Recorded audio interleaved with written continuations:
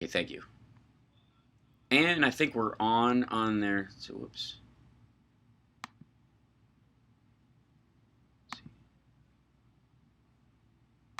Okay, check one, check two. I think we're on YouTube right now. Hopefully, fingers crossed. Hi YouTube. Hi chat room. Oh, good, we are live. And let me know when we're back, Lady B.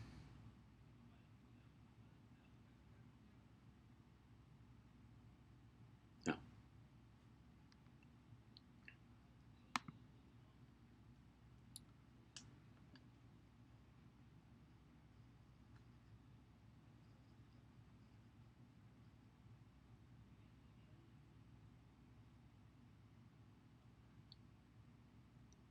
Well, welcome back, and hi, chat room. You're not going to be able to hear the calls today when we're coming in. I apologize for that if we take any point. Just trying to get all hooked up for you guys. Good to see you. I'm broadcasting, by the way, this week from Florida, home of quite a few of this nation's critical races, as per usual. And I am literally in what I would consider the middle of. This is definitely one of the heart areas of Trump country. There is no question that the folks around here are not only Trump voters, some of whom I have had conversations with in the last 48 hours who regret having voted for Donald Trump, wish that they actually had not, and are, the next time it comes around, I've run into more than one Obama voter who voted Trump in the last election because of this, because of a hangout about, I guess, a lady in the White House. But and there's a sea change that I'm noticing in a couple of areas around these folks. And it may be related to Kavanaugh. It may be related to the fact that the president was laughed at on the stage at the UN this week. It might be the tariffs and how they are affecting the farmers, and how he has decided, in true social safety net in format, to use welfare to bail out the farmers that are affected by that. It could be any factor. There's obviously a stack. We talk about them all the time. But something is softening their resolve around this man lately. Now, President Trump is under the impression that when he has his little gatherings around the country, that all these folks that show up, that are sycophantic fans of his, that show up at these rallies, that are free, by the way. So there's not a lot to do in your area. And political rallies are red meat. It's basically like a free hack comedy show. And those always pull an audience, I should know. And there's he tends to go to these crowds and think, well, these people love me and they buy everything that I say, and what I've it's obviously resonating, and these people agree with me. Not realizing in a lot of ways that he is talking to a group of people who are super fans, who are coming to an event that they wouldn't come to if they had to pay for it, and there's not much else to do, and they have a political or racial axe to grind in a lot of cases, and he's used to standing in front of those people and saying, my administration has done more in the last 2 years than any in the history of the human race, and getting a huge swell of applause. But these people in the back, all these news people, the fake media, they won't admit to it. And then he gets a huge round of applause and has a "see, I told you so" moment, because these people, because they love him. By God, he must be he must be right, because these folks are clapping for him. And then he goes to the UN and gets laughed at for the very same line, and comes out of there and says it was meant to be funny, literally after saying that's not the response I was expecting. Which may be my favorite part of that garbage that went down. So, needless to say, the president's week started off poorly, and I thought it was a lovely birthday gift to me. My birthday was Tuesday, and on my birthday, the UN gave me the gift of laughing at braggadocious assertions by the president. And I, in many ways, we knew this vote was coming up. We certainly knew that Dr. Ford was going to be speaking, that they were going to line this up, that Kavanaugh was going to speak after. I was on the fence about whether or not it would be better for her to speak after him or before him. I think it would ultimately would have shaken down a 6 of one, half dozen of another. She was steady and compelling, and while emotional when recalling it, things that, quite frankly, you cannot recall without emotion, his coming back into this and having this, Lindsey Graham meets Donald Trump freak out over how he has been treated and how his name has been destroyed and he'll never get it back, and he's he's been blindsided. This was done at the last minute. There's a lot to unpack here. The main one for me was the minute he said, my life has been destroyed. This is it. I'm finished. All I could recall, in that moment, was him blowing off the father of one of the Parkland victims. Flat out ignoring him. Not shaking his hand, not saying, not even doing the baseline. And this is probably my biggest hang-up about this guy. Okay, there's a lot to hate. And there's certainly, I have my feelings about Dr. Ford's testimony. I believe her. I do not believe him.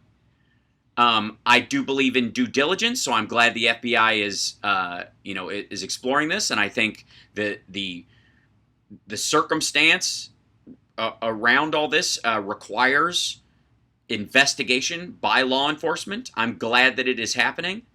I am not the kind of person where I'm willing to legislate, vote, or convict, especially if we're talking about a court of law, someone based on my own personal feelings about the believability of testimony. I think there should be more. That said, I personally believe her.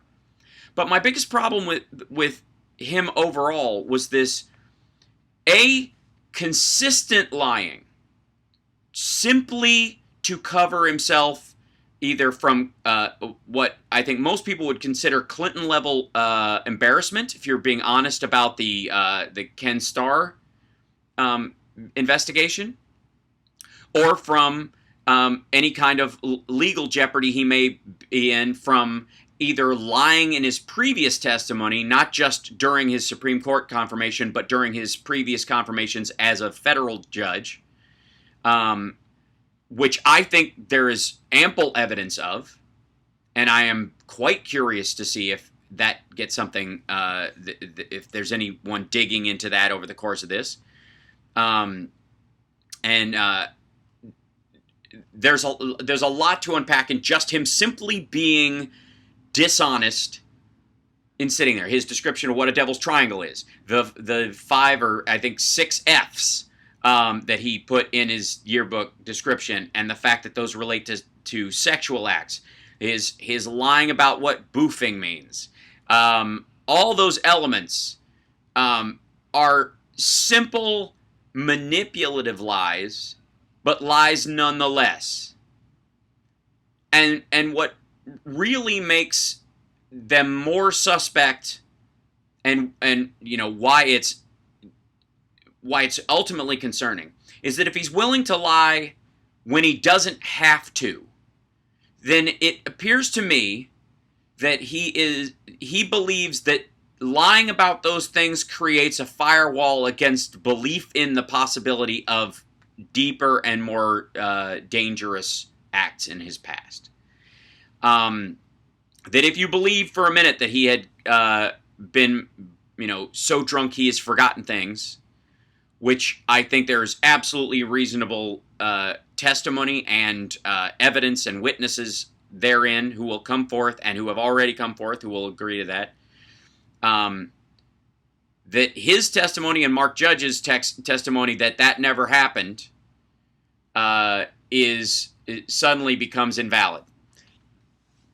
And I don't think he or Mark Judge remembers all the times they did stuff like this, but I think they remember stuff they did that would lead them to believe that that's not outside the realm of possibility in their behavior. This is the most charitable thing I can come up with. I think they are spooked by the idea that the things they do remember are bad enough to make them worried that the things they don't remember are worse.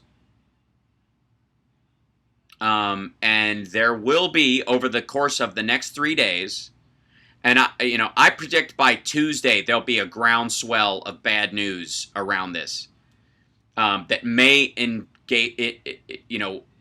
get the president or those around him to pull him and try to get somebody in quicker. Now, I tweeted this earlier, and I think this is a concern. We got to take a break. When we come back, I will give you my my conspiratorial fear around this entire charade.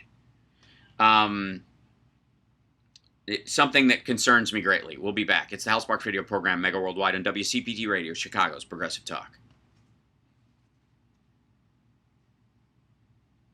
So, hi chat room. Yeah, did I see people like Kavanaugh at New Trier?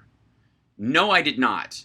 I thought back. I was even talking with my girlfriend last night. We were kind of discussing people we knew in high school and the jocks, and I know that I know of no personal sexual violence in my circle of friends.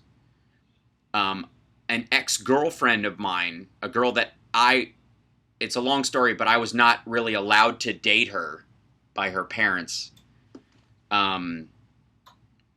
because I seemed like this, I don't know what they thought about me, but they'd rather her date somebody more steady who was a jock, who she ended up dating somebody, I think who was on the hockey team, who hit her, who physically assaulted her.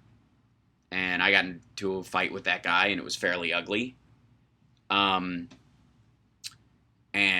almost got kicked out of school for it because the fight was that ugly. That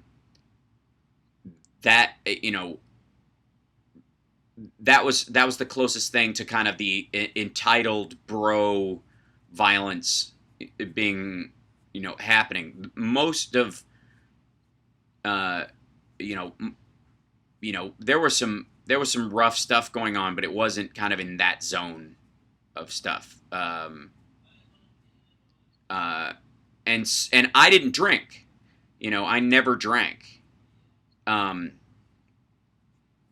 that was don't punch a Nazi. No, I agree, Charles. This was a fist fight in high school. I've matured since then. There are better options, but at the time, it was the best option I had.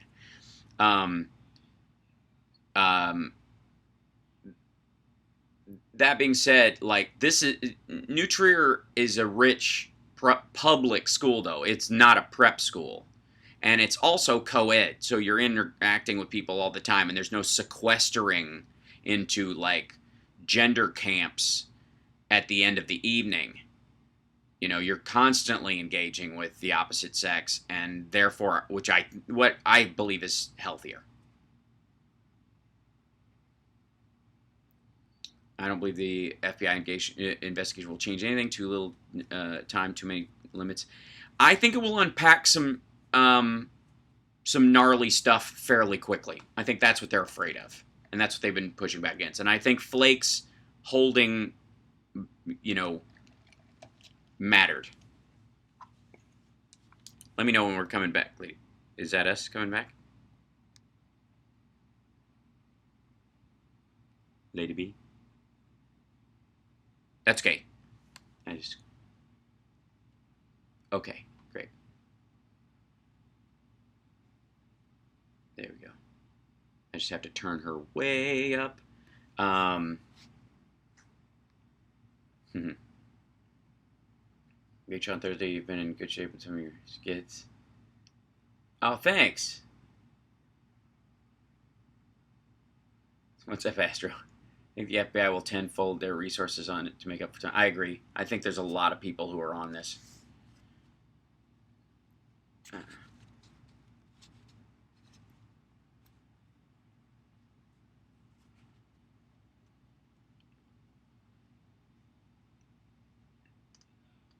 So Tuesday, the president has this happen to him. Accomplished more than almost any administration in the history of our country. America's so true.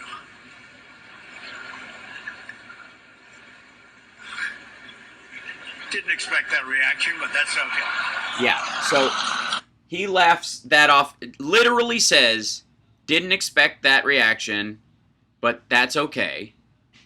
And then comes out of there going, that line was meant to be funny. The Fox News is protecting him, going, yeah, I think it just made him, seem more affable. It was like it was a George Bush, getting the wrong door moment that made him seem, more of a man of the people. And of course that, Kavanaugh literally was trying the guy you'd like to have a beer with approach, or 10 beers, apparently, to get himself through this confirmation.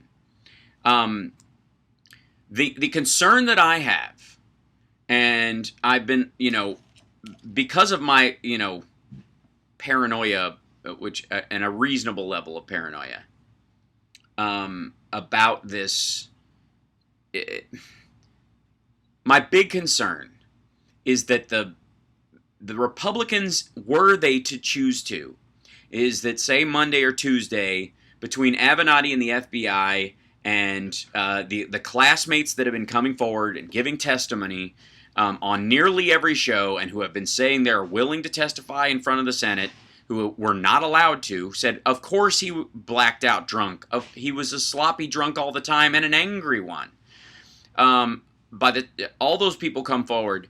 The president decides, for the sake of Kavanaugh's family and other people, and to make sure he's, doesn't damage his reputation where it hurts his ability to be on the Ninth Circuit, we're going to pull him and replace him with another person from the list from the Federalist Society who is more conservative, more genuinely conservative, arguably more religiously conservative in terms of Roe v. Wade and a woman's right to choose and gay marriage and elements like that, more corporatist in their protection of corporations over unions, more of a Gorsuch, really, but just, because they don't need, for this pivotal vote, they don't need the most conservative judge in the world. They simply need Gorsuch plus one.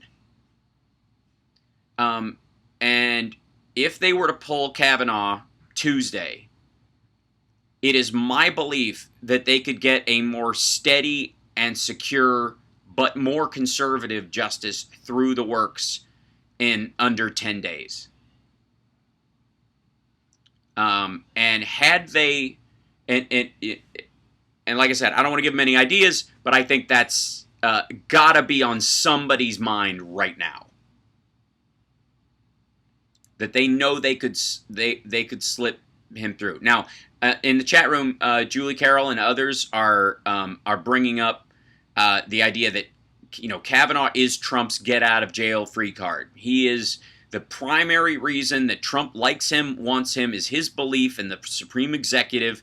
It is a stampede that the Republicans have been making, especially since 9/11, but certainly during the Bush years. That was an idea when they came into office. They were quite annoyed with the Clinton years and wish they had established rulings and behaviors around this quite frankly, I think during Reagan, pre-Iran-Contra, that the idea that the Iran-Contra scandal nearly brought down Reagan was an element that stuck in their craw all this time as well. So this, and some people say, rather Kavanaugh goes in and then the Dems can run on impeaching Brett and Thomas. Yeah, but and that's a long road, the road to hoe. And the idea that you start impeaching justices is damaging to the entire run of things and opens up a new salvo that becomes a norm, especially if you're doing two at once. Um, and it is a sticky mess. Let's just be completely honest.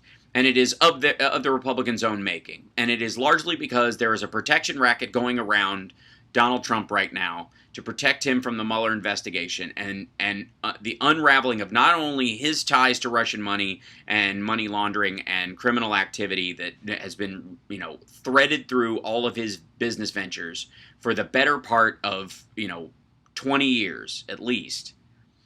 But there is absolutely two other fronts. One is that the RNC and several Republican senators were hacked at the same time the DNC and Democratic senators were.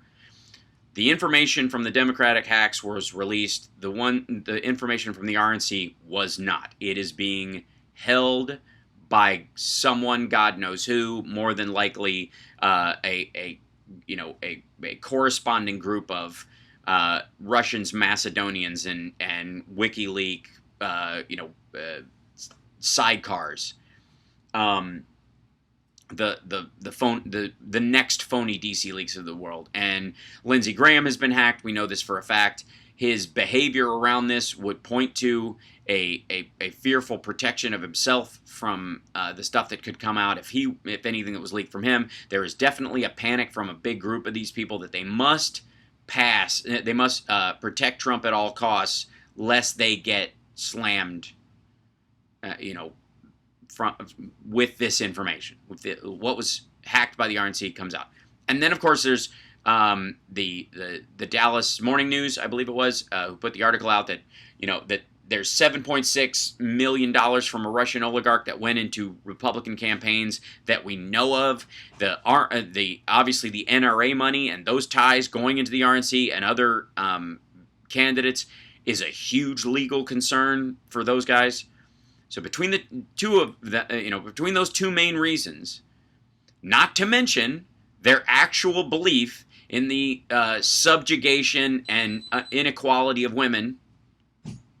And the promise keepers and the religious conservatives who believe a woman's place is in the home, who believe that who by the way there are enough of those people. And this is one of the things we talk about, like when you talk about why the wage gap exists, among the myriad of reasons it exists.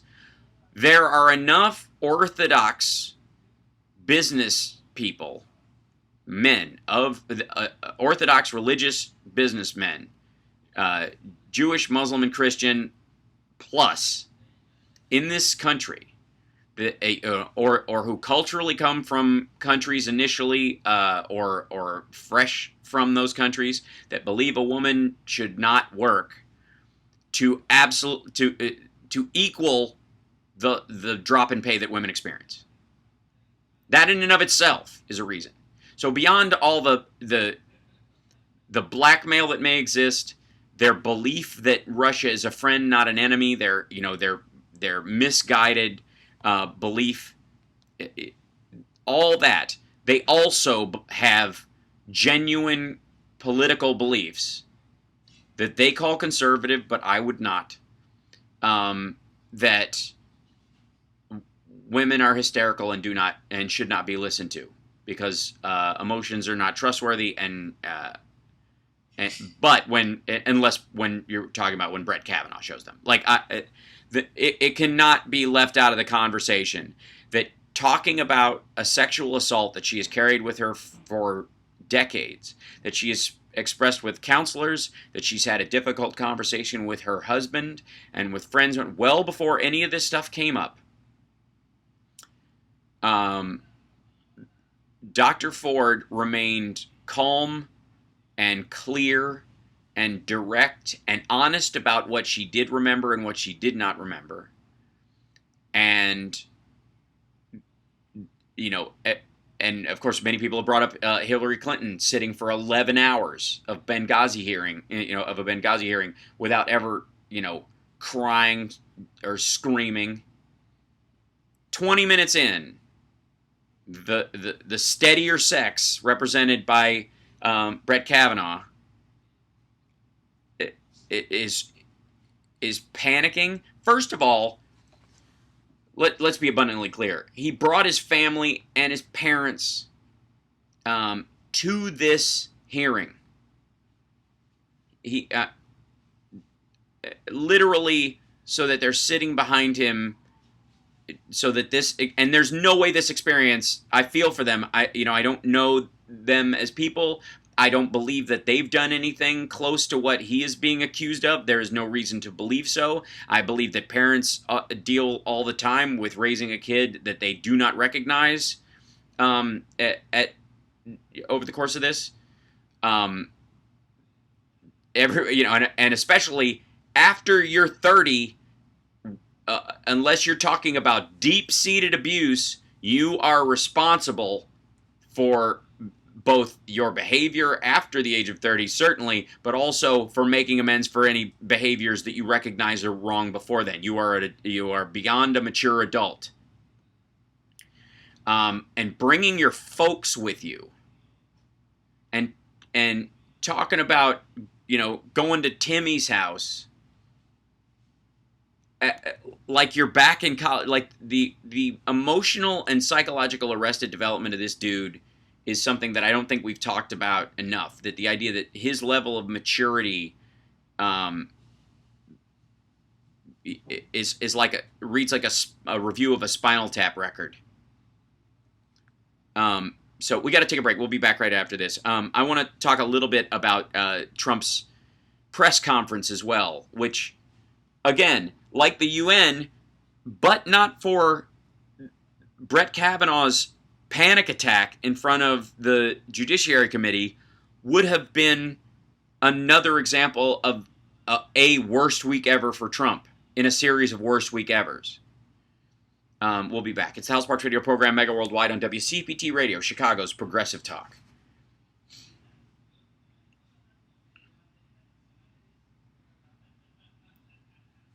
Let's see. I have to find that thread. Let's see.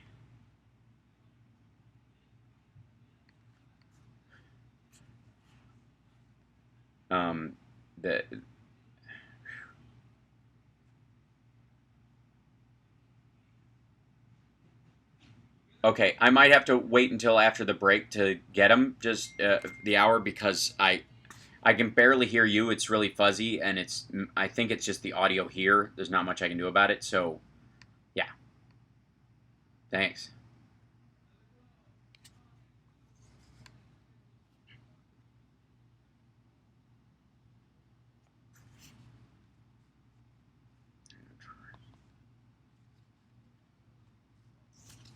How Kavanaugh proposed to his wife. Yeah.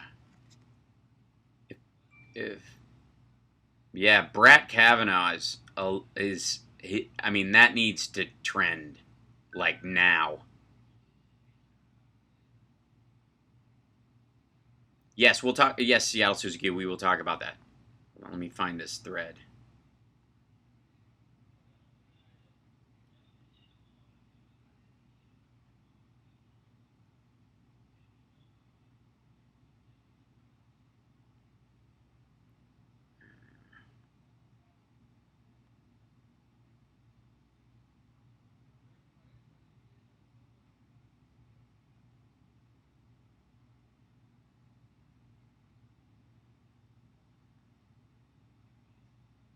Wow.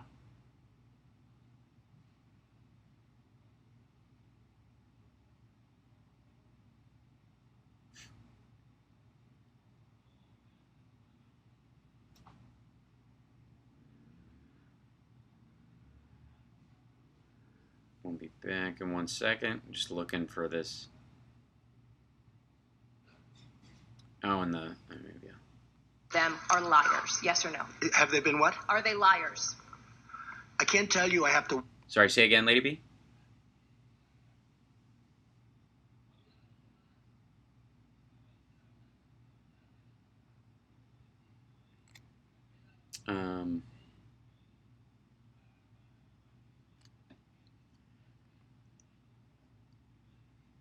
So Trump had a presser this week too that was just, I mean, just him playing the hits. Here's a slight sampling from, I think this is from Now This. They're gathering. Watch tomorrow. I have to read. I just heard about one a little while ago. I can tell you her lawyer is a lowlife, okay? So I can't tell you whether or not they're liars until I hear them. I don't know what happened today because I've been very busy with Japan, with South Korea, with China, and about 7 other countries, as you know. And I chaired the Security Council. So I don't know about today's person that came forward. I do know about the lawyer. And you don't get much worse, bad reputation to take a look at his past. So as far as the other women are concerned, the translation, do you know what a lowlife you'd have to be to represent the people I've slept with? That's Trump in a nutshell right there. It's tomorrow. I'm going to be watching. You know, believe it or not, I'm going to see what's said. So it's possible that they will be convincing. By Now, the way, with he all didn't of that watch. Being said, he said he didn't watch. Judge Brett Kavanaugh has been for many years one of the most respected people in Washington. He's been on, I guess you'd call it the second highest court. And you wouldn't call it that. That's what it is. That's the last stop before stuff goes to the Supreme Court. It is the second. You wouldn't call it that. He just doesn't know. And secondly, well, yeah, let's continue. Knows him. A lot of people know him well. And those people don't believe what's going on. I can always be convinced. I have to hear it. It sounds like what you're saying is there is a situation, there is a scenario under which you would withdraw Brett Kavanaugh's nomination. Is that correct? If I thought he was guilty of something like this, yeah, sure. And you will wait until tomorrow to make up your mind? I want to watch. It. I want to see. I hope I can watch. I'm meeting with a lot of countries tomorrow, but I will certainly in some form be able to watch. And I'll also rely on some very fair and talented Republican senators who, look, if we brought George Washington here. P.S. Fair and talented, all of whom who could not bring themselves to ask Dr. Ford any questions, not because they weren't capable of asking the questions they presented through Ms. Mitchell, but because they knew they would seethe with disgust and come across as such monsters in how they ask their questions, especially the questions, you know, where they're saying, you know, did you pay for the polygraph? You know, like all the elements where they try to make it look like people are conspiring to use you, lady. That idea, like them asking those questions. Imagine, if you will, those actually coming out of Ted Cruz's mouth, and know that it would have collapsed. They never would have even had the response. Literally, it would have been shut down because they would have, in their disdain for another human being. Well, yeah, we continue. And then this is the George Washington quote. And we said, we have George Washington, the Democrats would vote against him, just so you understand. And he may have had a bad past, who knows, you know. He may have had some, I think, accusations made. Didn't he have a couple of things in his past? George Washington would be voted against 100% by Schumer and the con artists. I mean, 100%, 100%. So it really doesn't matter from their standpoint. That's why when John asked about the FBI, if the FBI did the most thorough investigation in the history of the FBI and they found him to be 100% perfect, he would lose every single vote. Now, well, yeah, and here's the thing. The reason he would lose every single vote from the Democrats is not because he has criminal behavior in his past. It is because they do not believe him to be a fair arbiter of justice. They do not believe him to be a mitigating voice that will protect the Constitution from encroachment, and quote, you know, call balls and strikes as a judge and legislate based on set precedent and the word of the Constitution. They, you know, and equal protection especially. They know he will not. or this president would not present him as such. So of course they're not going to vote for him. The question is not, will any Democrats vote for him? Because they have legal reasons not to. He is going to be a Supreme Court justice. He will be the deciding vote on many things, including a woman's right to choose. And he has lied in his confirmation hearing about how he would handle that question. He has said it is settled law, and therefore it's not going to, it shouldn't be an issue. And then in other writings, he has said that the whole point of the Supreme Court is to unsettle law, essentially. So of course the Democrats are going to vote against him. That's not the question. The question is, why would all of the Republicans vote for him when, A, there are other conservative judges that they should be perfectly fine with, that they could replace him with at the first sign of trouble? There's 24 other people on that list. There are Republican female judges that could be presented as a counterpoint to the fact that there are the only 3 women on the court right now were all presented by Democrats. There's myriads of opportunities where the Republicans have a sensible possibility to, from their political philosophy, put someone on the court who agrees with them, but is not this bro from a prep school. The question is not why won't the Democrats vote for him or how come they won't present somebody. The question is, why in the world would the majority of Republicans vote for Brett Kavanaugh when you know for a fact that A, they don't all believe him, they think he's been lying, they also don't think he's qualified. There is at least, I would say, 6 or 8 Republicans who will vote for Brett Kavanaugh who do not think he is qualified, who are afraid to vote otherwise, do not think they have an option. That's the question. So, we continue. Win tomorrow, I think you're going to get some votes from the Democrats. You know why? Because we all know why. Because it's called politics. Then you'll probably get some votes. Okay, let's go. One more question? Yes. She stands up. I'd like to ask about 3 questions. It's not really fair to everyone else, but should I let her ask another question? Go ahead. To follow up on a question that a colleague asked as well, about the benefit of the doubt that you have given to people like Roy Moore, to Roger Ailes, to Bill O'Reilly, to Brett Kavanaugh. They're all men. Why is that? It's not a benefit of the doubt. Has there ever been an instance when you've given the benefit of the doubt? I've known them, Haley, I've known them for a long time. And a lot of these people. A lot of people. And some I've been disappointed with. I have been disappointed with some. Others, there are charges that are pretty weak. But I've known people for a long time. I never saw them do anything wrong. I never saw them do anything wrong. And there are some that probably I agree. I can tell you there are some that I've been watching for a long time. And this, in a lot of cases, they were not. They were exactly the opposite. But I've been watching them for a long time.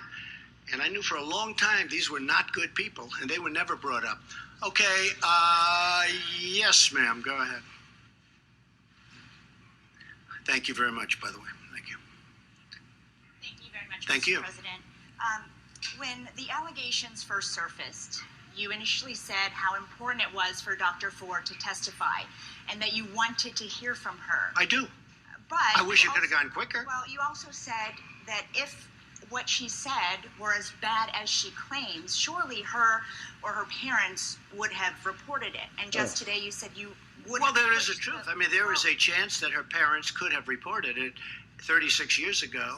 So my question is... It doesn't mean they had to report it because in some instances people keep it quiet. It's a very tough situation for a woman. There's no question about it. And in some cases they do report it. Frankly, had they reported it, it would have been pretty amazing, wouldn't it?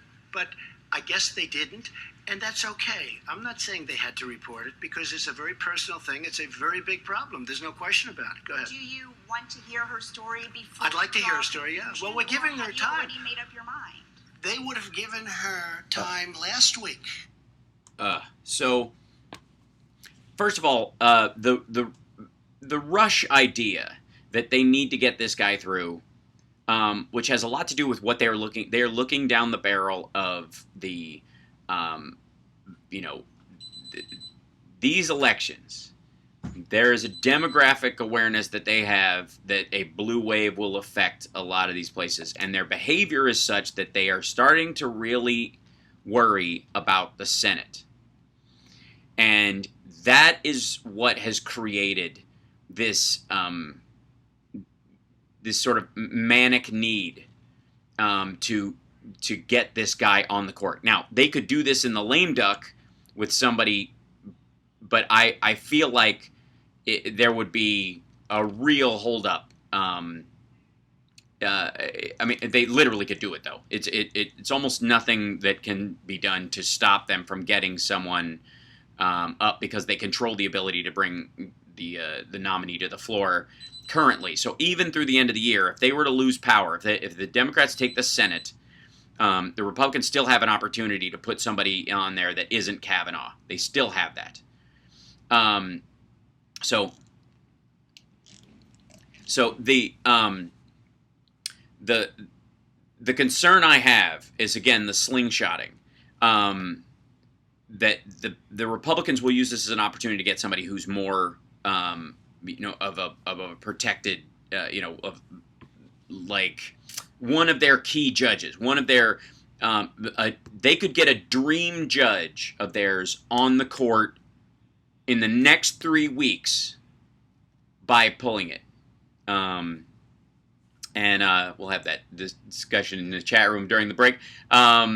There's a lot talking about there. By the way, like and subscribe to the YouTube channel. Go to houseparks.tv and you can watch our stream there as well. I'm going to try and get calls on the way on our return back. I'm having a little bit of a buzzy noise issue with the sound from the return call, so I'm going to try and fix that so that we can actually so the YouTube stream can hear the callers when they call in, and we'll get to them. We'll be back right after this. It's the House Parks Radio program, Mega Worldwide on WCPT Radio, Chicago's Progressive Talk. So let's see.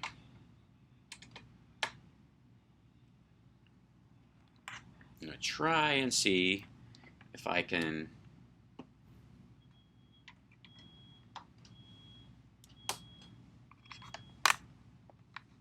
plug this in here. See if it doesn't create even more buzzing. It's hard to do.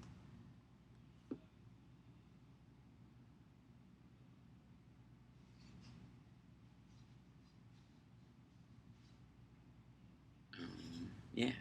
So we'll see.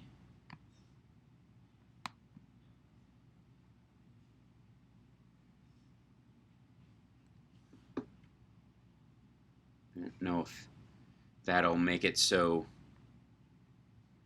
there's quite the buzz.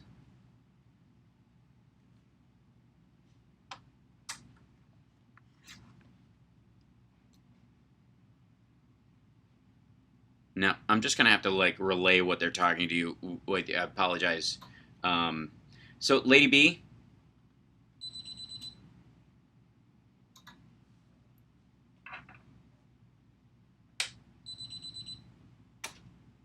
Let's see.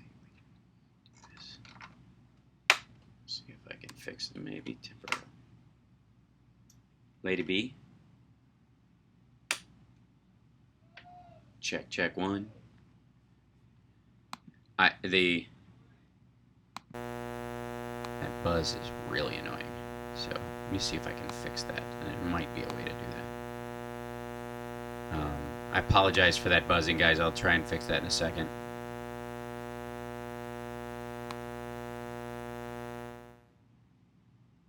So is that... Hopefully that makes it better. Nope. Perhaps. We'll see. No.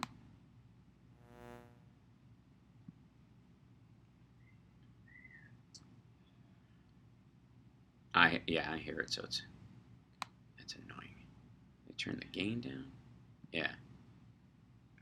Yeah, sorry, chat room. Is that buzz like super annoying for this, at least for taking calls and whatnot? Buzz driving is drunk driving. I know. Sorry, wouldn't be a show without technical difficulties. I know. I'm in the office of the comedy club. Yeah, it's gone. Oh, good. All right, excellent. Cool. Well, fingers crossed. We're able to hear this because I hear it and it's maddening. Yeah, let's see. Let's see if I can do. See if I can bring that up as well. Yeah, setting. Take that out. Hopefully, is that?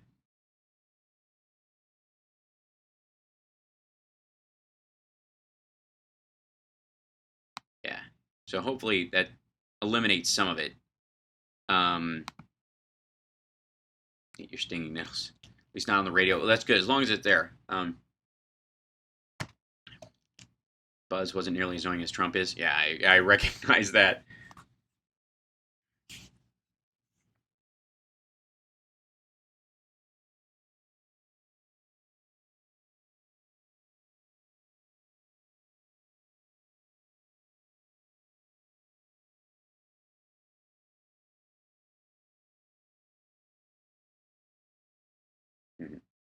All right, contacting.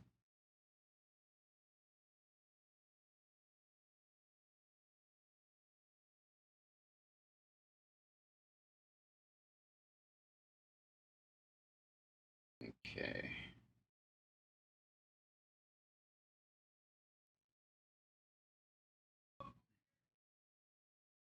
$25 seconds. Excellent.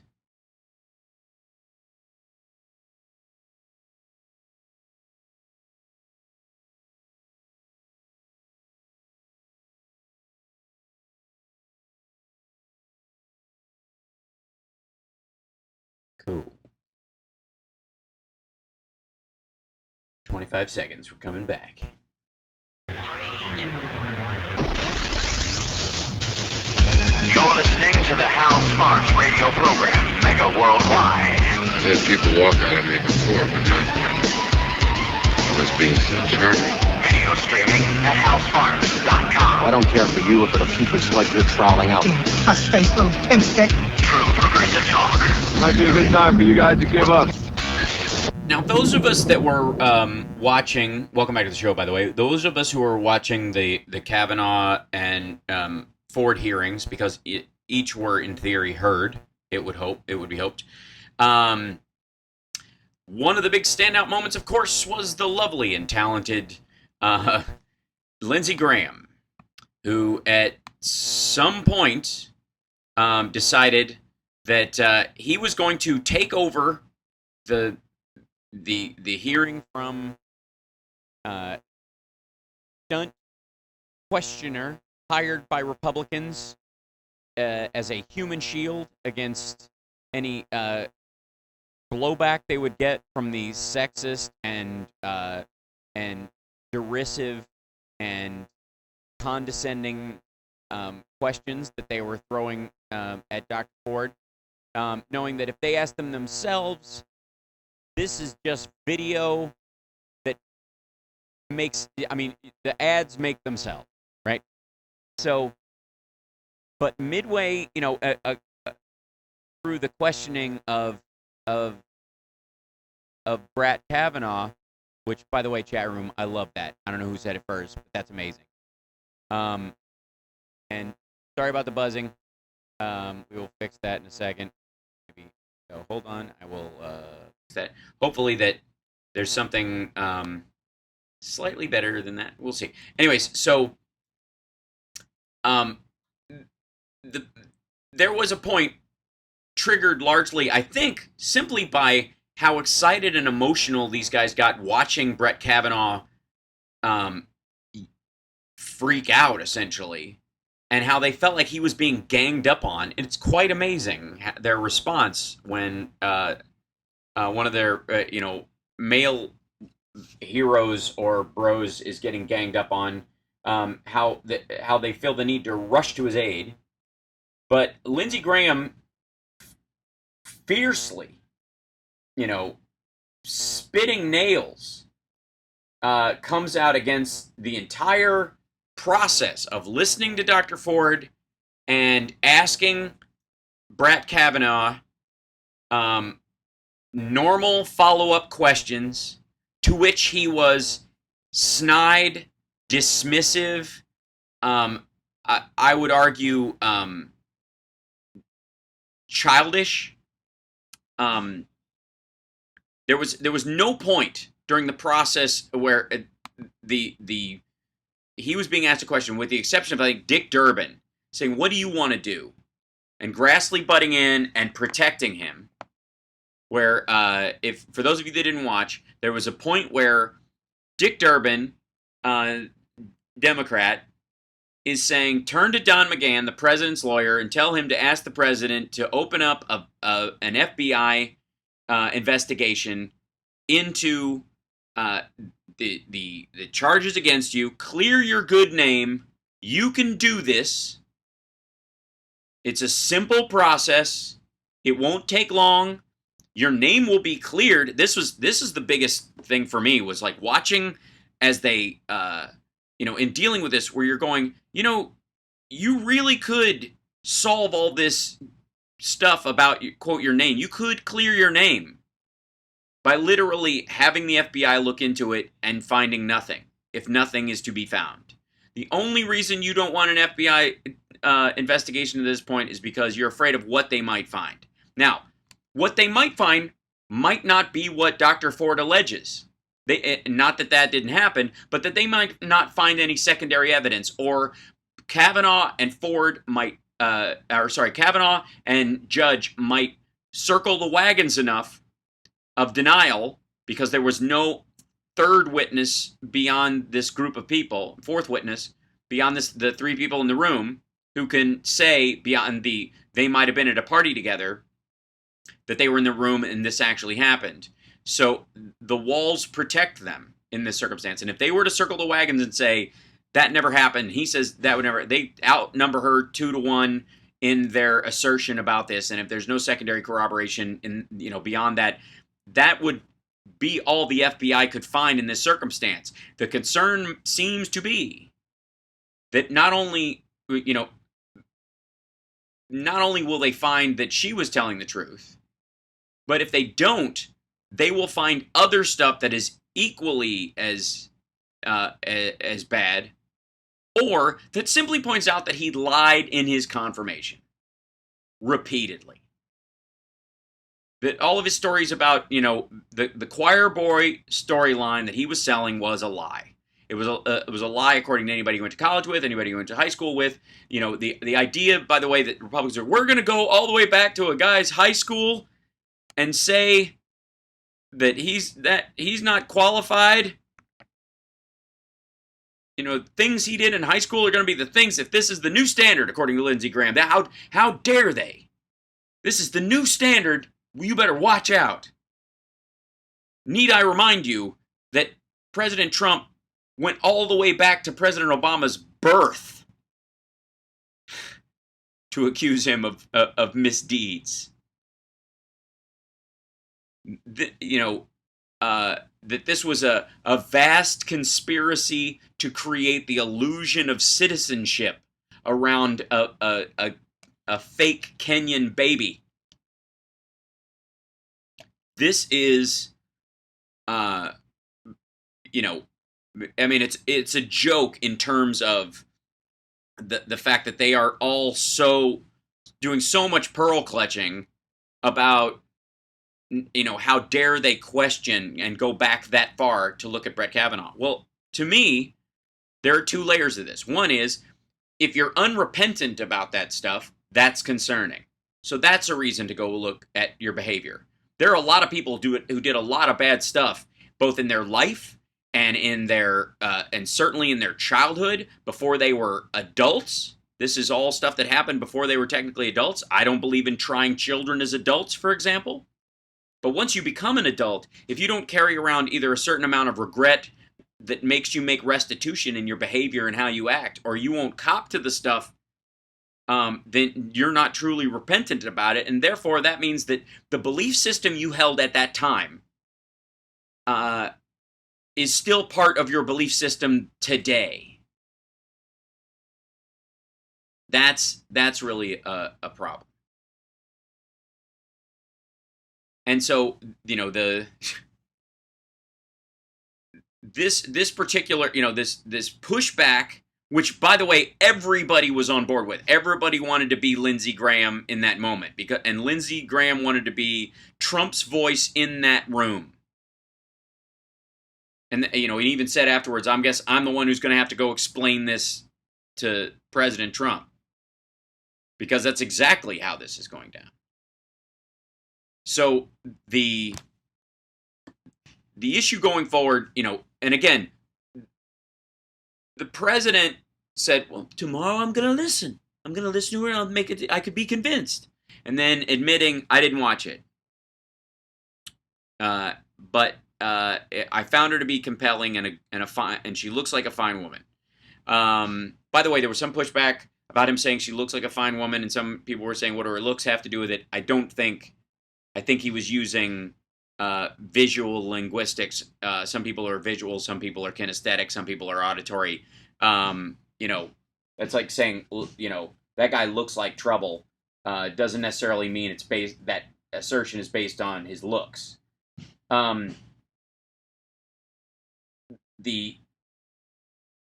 There's now a story coming out that the Dems expect Brett Kavanaugh to actually get confirmed at this point, but that he will be impeached for lying ultimately to in his confirmation hearings. Question is, what will he rule on during that time if he is the pivotal voice or the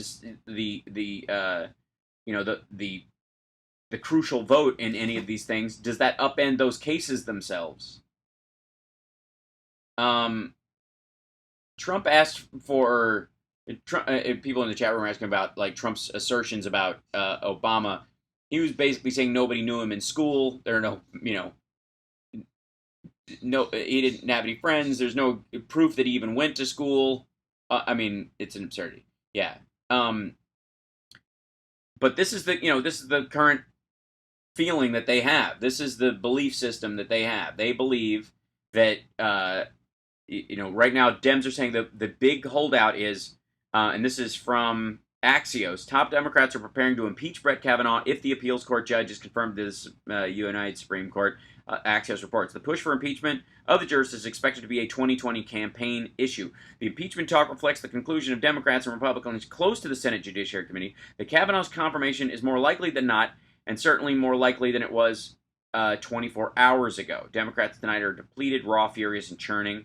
The only question is who calls for it first. What ugly times we may be doomed, worried a GOP insider. If Kavanaugh's confirmed, Democrats could be expected to question the legitimacy of his swing Supreme Court vote. Congress degraded itself yesterday, and the Trump White House, of course, has serious credibility issues. The idea that he will be the deciding opinion on whether or not Trump can get subpoenaed. We got to take a break, but I got to address that in a second, because that was the big concern about this guy from day one, and it got worse with what he said about Mark Judge. We'll be back. It's the House Sparks Radio program, Mega Worldwide.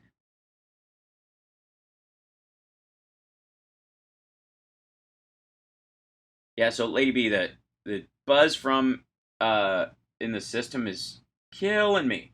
So I don't know that I'll be able to take calls. Can you let them know? And we'll just do a talking show today. Yeah, I appreciate that. It's just because of an issue. Otherwise, because it will just be maddening to have this on the YouTube. I've tried to bring it up, and I've tried to cycle it out and tweak the audio. But yeah.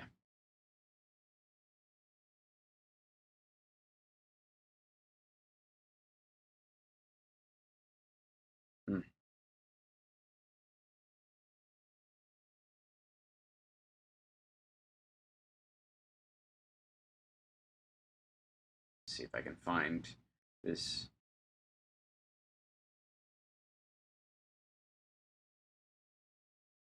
What if there is no blue wave? What do? We make sure there's a blue tsunami. You do. you do not take this for granted, by the way.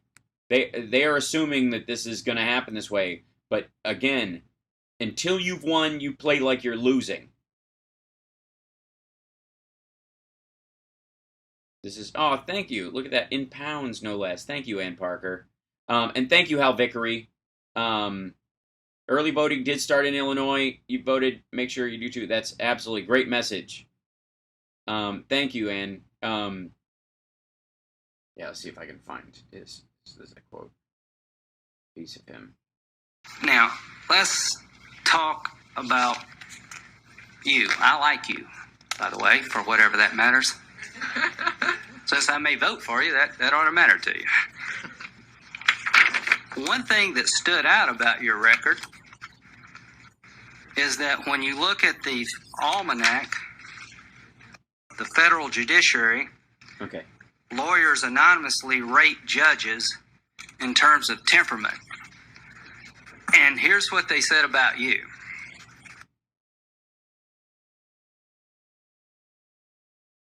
Yeah. Oh, Miss Lindsay. Yeah.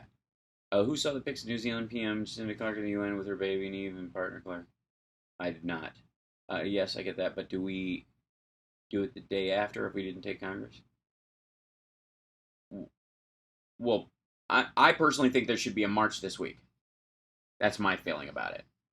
We're coming back, so give me 1 second.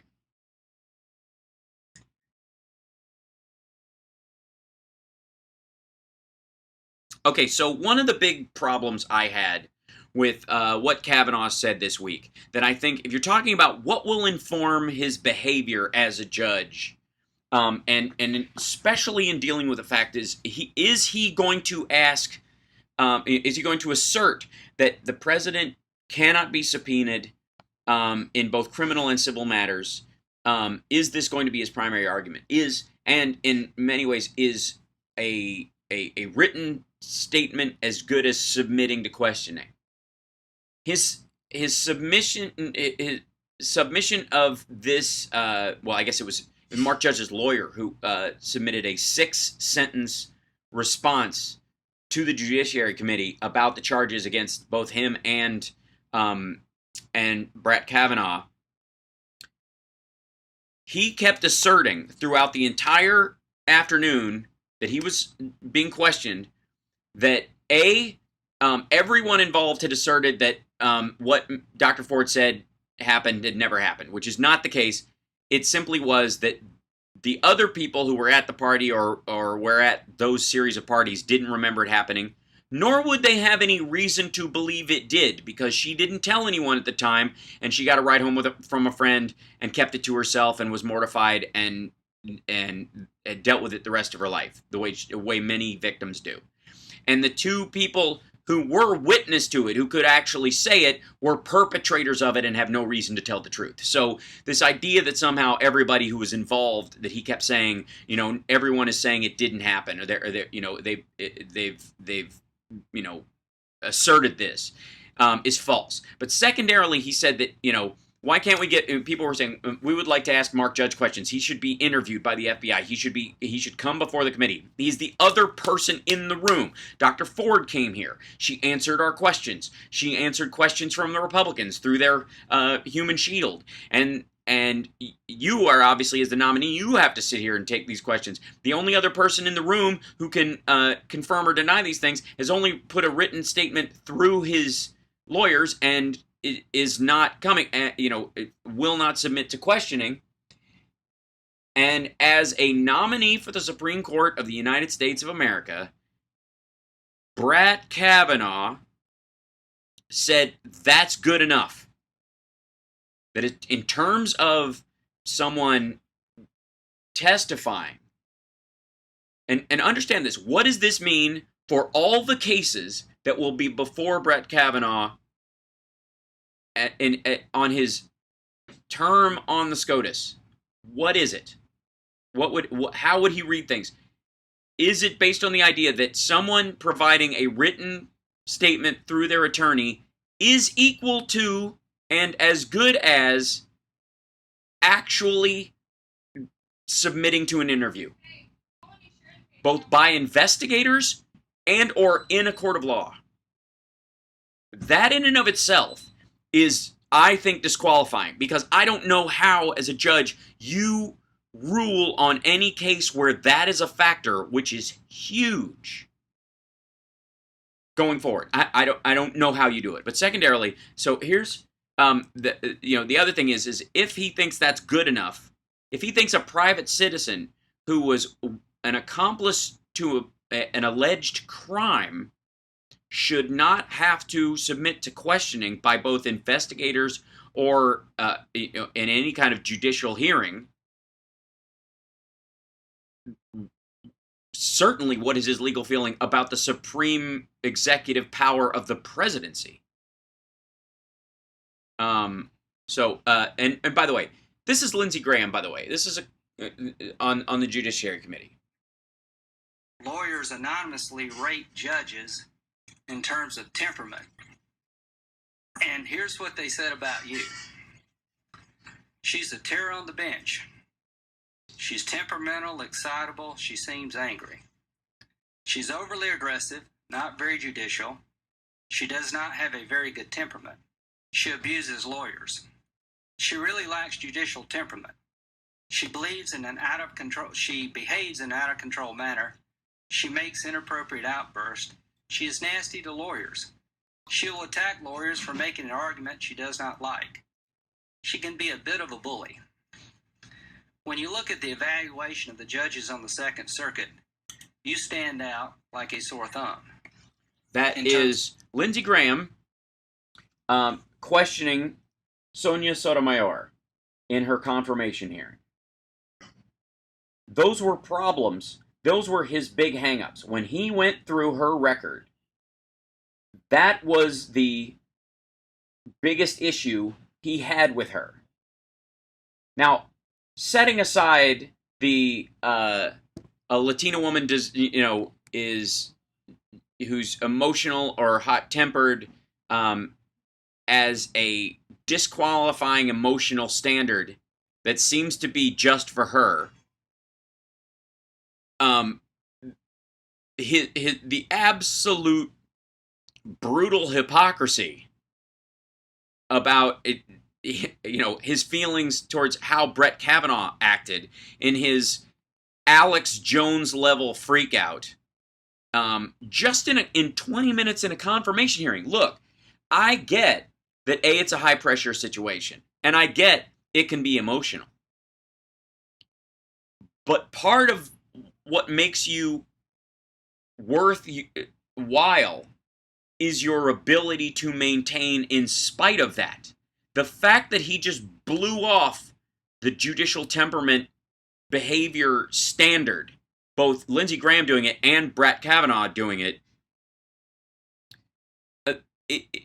is incredibly telling. Not just about Lindsey Graham's obvious misogyny and his ability to hold women and men to different standards, but the idea and the racial ramifications of that behavior. Although had it been a white woman, who had those same marks against them, I think he would have brought them up as well, because I believe he thinks that it is an emotional factor about womanhood that in his belief system.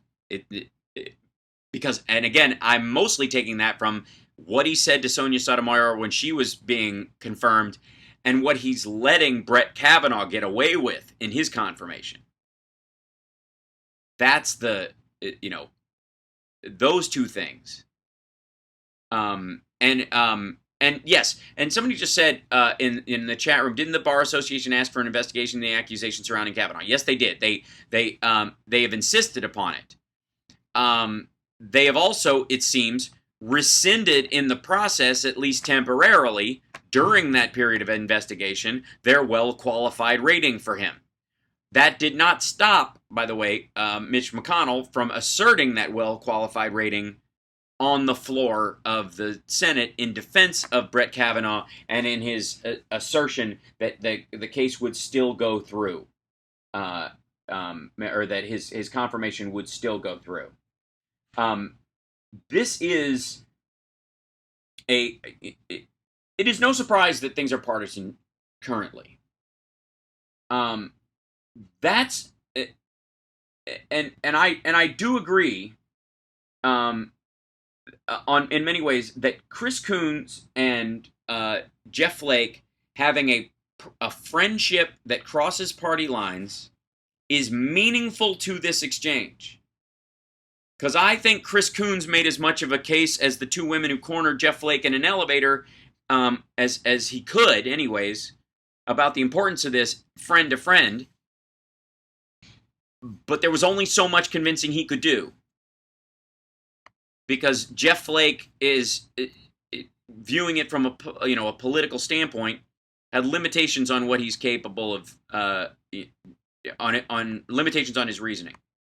And then when he was cornered by those two women in the elevator, and he got to see the up close and personal, the emotional and personal and societal impact of what his actions would do, then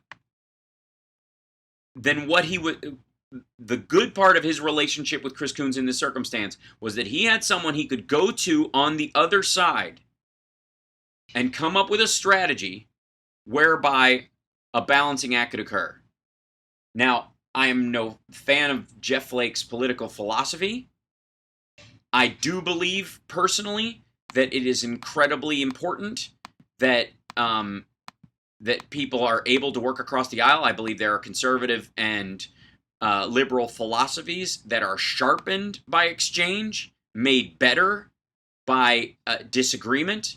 Both sides can find areas where they are wrong or hyper-focused on one thing and missing the big picture. There is a value to debate in all fronts.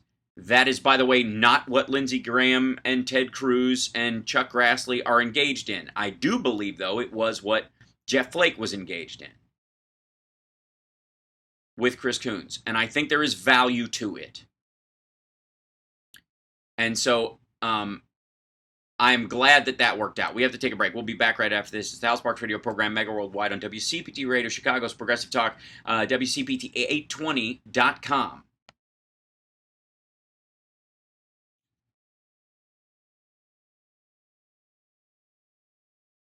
I gotta find that. Let's see. Still got.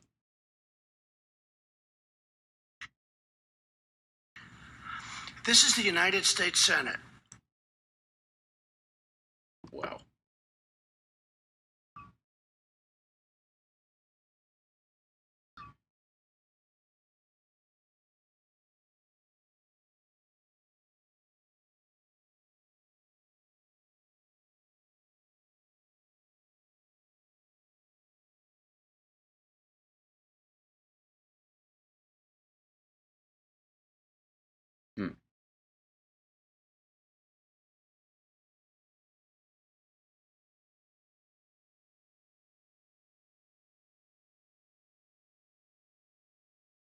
Lack of punctuation. I'm just reading the chat.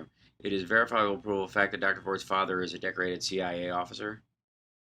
That's okay. No, facts are not a right-wing conspiracy theory. Dr. Ford's father is a decorated CIA. So what?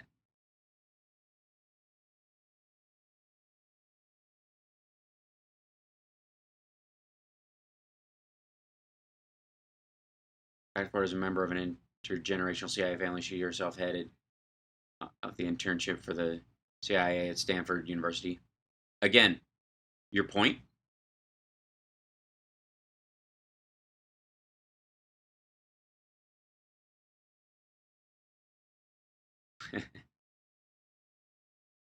Clearly, the CIA being admitted from the story is huge. Why?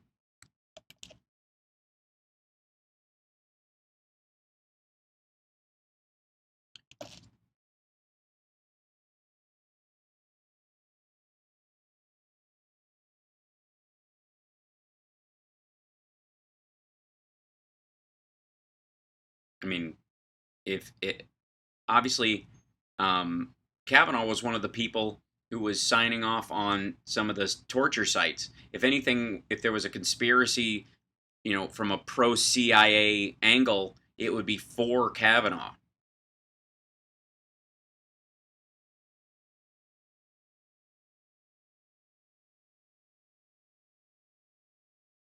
What's the polling data for the nominee? I posted it earlier, Edward.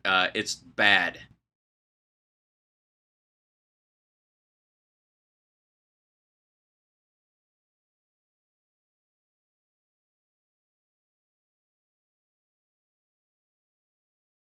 These people all grew up around the D.C. area. They went to high school in the D.C. area. Okay.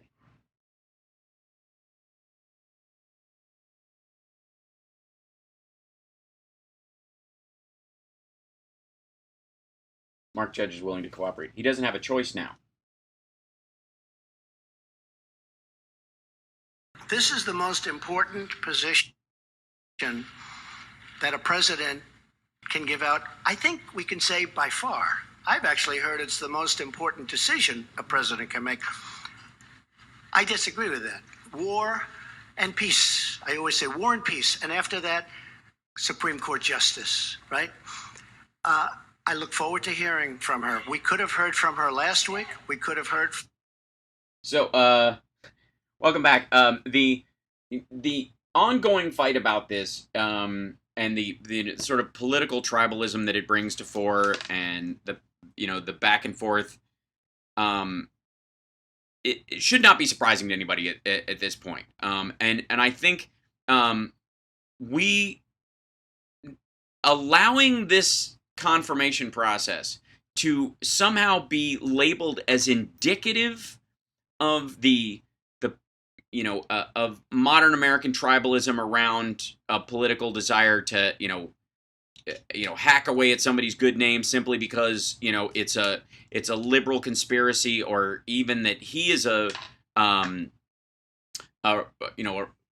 much of a tribal Republican conspiratorial candidate, when I really just think he's just there for the legal protections. I mean, this is simple law and order protection racket stuff. Get a guy in there, do with the Supreme Court what you couldn't do with the AG. That's what Trump is trying to do with Brett Kavanaugh. That is the be all end all of why he wants this guy on the court. That's it. There is no other reason that Trump particularly likes Brett Kavanaugh. If he was on the fence about this kind of ruling, he would never been considered. And it is only his assurances that he has made in the hanging out that he has done at the White House multiple times to Donald Trump that he retains any protection that he will have. Now, if the Republicans come to Trump on Monday and say, this guy's trending very poorly, he's gonna get impeached because he lied, they know he lied, it'll be an albatross they hang around our neck in the 2020 election cycle. Even if we maintain control of the House and Senate, if we get this guy through, it will cost us more than we gain. P.S. There are these three other guys who we've already spoken to, who believe in supreme executive authority. They were, favorites of Dick Cheney, just like Brett Kavanaugh. And you can expect everything that you would expect from Brett Kavanaugh from one of these guys that you would expect from him, and they've got none of the baggage. Pick one, let's go. Expect it to turn on a dime in 24 hours. Because they know they can get him through somebody like that through in 10 days.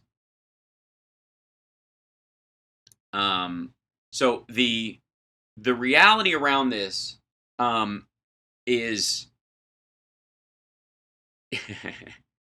the reality around this is this is to protect the bubble, the bubble of the presidency that Donald Trump has created, the ever shrinking bubble of trust and legal protections that he is coming to count on because of the tenuous nature of his business contacts, his slapdash approach to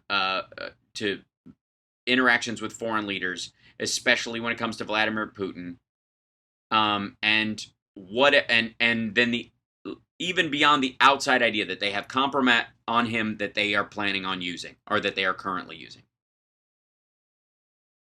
Yeah, Edward in our chat says, not to be funny, but the nominee is talked about more than Trump. This will cause Trump to pull him. It's a possibility. If he gets more attention, that happens. But only in good attention. As long as, because the guy comes across, the guy definitely comes across as a sycophant of Trump. He does not come across as somebody who is perceived as having any strength of any measure. So I genuinely believe that there's I don't think there's an ego problem that Trump has with Brett Kavanaugh. I think he looks at Brett Kavanaugh as a puppy. I think he looks at Brett Kavanaugh as someone that he has a leash on. Kavanaugh is shorter than him. He's got, I think somebody said he sounds like an angry Kermit the Frog when he talks. There's everything about him that betas him to Donald Trump. And so Trump is fine with him. And so I don't believe that will be a problem for Trump. I think what will be a problem is if they start uncovering this stuff and it looks like the FBI, if word starts getting back, and this is the question, does Rod Rosenstein get to be the guy who goes and briefs the president on, is he the guy who gets to go and brief the president on what the FBI is finding out about Brett Kavanaugh? That in and of itself is an awkward meeting. So, so the concern, like this week, this investigative week is going to be crazy, no doubt. And meanwhile, while all this stuff is going down, the Republicans and the Trump administration are still gutting environmental regulations, diverting funds from emergency management and the CDC and other organizations to fund their, child internment camps. Trump, is still basically, since he can't get the money to build his physical wall, what he's creating is an emotional racist wall against immigrants. In lieu of that, in lieu of concrete and steel, he is basically ratcheting up the emotional pressure on people who are coming in. And expect, by the way, more of that over the course of this week. And I'm gonna go. I want to actually address some of the things that, like, the chat room's been kind of bringing into this as we've kind of been going along. Sam in our chat room is saying the GOP would not allow Dr. Ford's testimony until he got to the deadline and a total uproar. The arbitrary timeline is their rules. That was a big thing to me that struck me about. I wanted a hearing right away. Brett Kavanaugh kept saying this over and over again. I wanted a hearing right away. I want to do this right away. Well, yeah, because if you have it right away before anybody's had a time to vet what she's saying and start looking at the evidence in support of that, it's much easier to get through. Then it's he said, she said. But when people start looking at your calendar and start going, wait a minute, what's this on July 1st? Because this goes against what you actually said. And your defense about, we only drank on weekends, so we only partied on weekends, and I was gone most of the weekends in August, so it couldn't have been me, as if there weren't weekday parties, as if he didn't drink on weekdays, which he lied and pushed back about.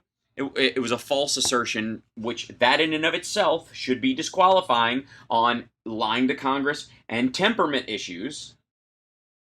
And it's your high school years. You were a minor.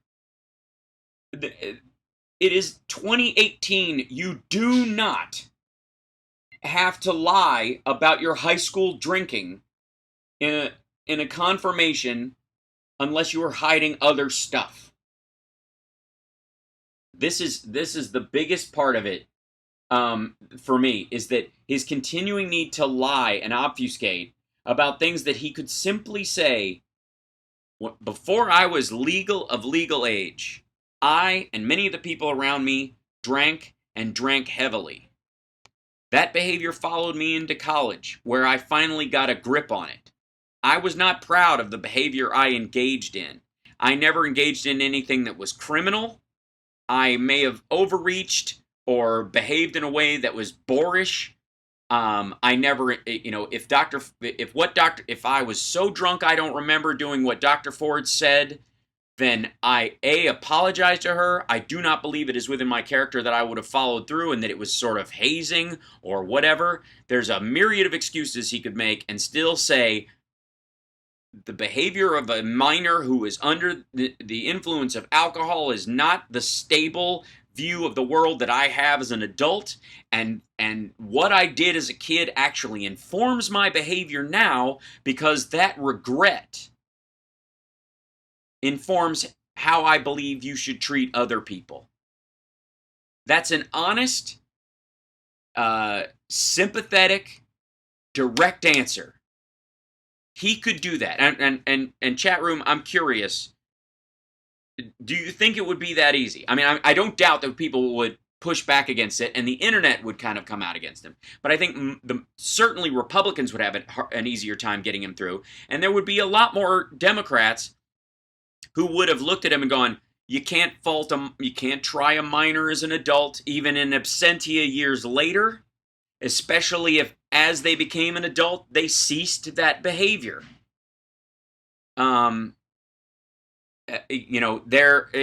Otherwise, that is a horrible precedent. The problem is not that he had behaved in a boorish and insensitive way, as under the intoxicating effects of dozens of beers at his buddy's house as a jock bro jerk during prep school.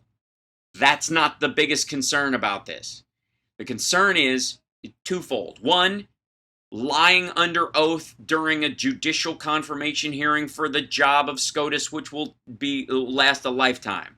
And secondarily, not being repentant or open about that behavior, meaning that it still informs your behavior today and your attitude towards women then. We have no reason to believe you have changed it. Those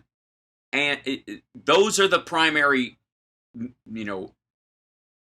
legal reasons why he should not be those, even if you do not believe Dr. Ford, and which I do. Even if there is no evidence found to support Dr. Ford because of the circumstance in which sexual assaults like that happened, even as they admit there were 3 of them in a room. It happened with the door closed and the perpetrators turned the music up so that other people at the party could not hear what was going on. The 2 boys came down laughing moments later. She came down later and got a ride home from friends. She did not relate it to those friends because she was embarrassed and horrified and damaged by what had occurred. That happens a lot in sexual assault. There is no reason to believe that there is any evidentiary elements outside of that circumstance besides bringing the lie to him saying he was never at the party, bringing the lie to the fact that he said he never drank that much, all the supporting elements about character that he put up that will fall apart under questioning. How old was he? Was he drinking? And what was the year that the drinking age was? The drinking age was raised before he turned 18 to 21. He was always drinking underage. And again, 60% of the violent criminals in jail were intoxicated at the time. Alcohol is a major problem in violent crime. Alcohol is an issue that we as a society have yet to fully wrestle with. Immature and underage people consuming alcohol and committing crimes while intoxicated is a problem in and of itself that requires, much like all other addictive behavior, it requires treatment and awareness. I am sympathetic to people under the age of 21 who are under the influence of alcohol committing acts that they were not, that are not necessarily morally in line with their sober behavior, both at the time and after the fact. But even beyond his assertion that this did not happen, and is the secondary characteristic aspects that would bring the lie to his defense against the charges, meaning him saying that he never drank to excess to the point of blacking out, and asking Amy Klobuchar if she had, as a way of pushing back, saying he liked beer, but he doesn't recall, he fell asleep, but he never blacked out. All of that is meaningful. If that starts to fall apart, it means he was lying about that. How can we trust that he is telling the truth? We have no character aspects of what Dr. Ford is saying that would say she is a liar. We do have those about both Brett Kavanaugh and Mark Judge. We'll be back. It's the House Parks Radio program, Mega Worldwide.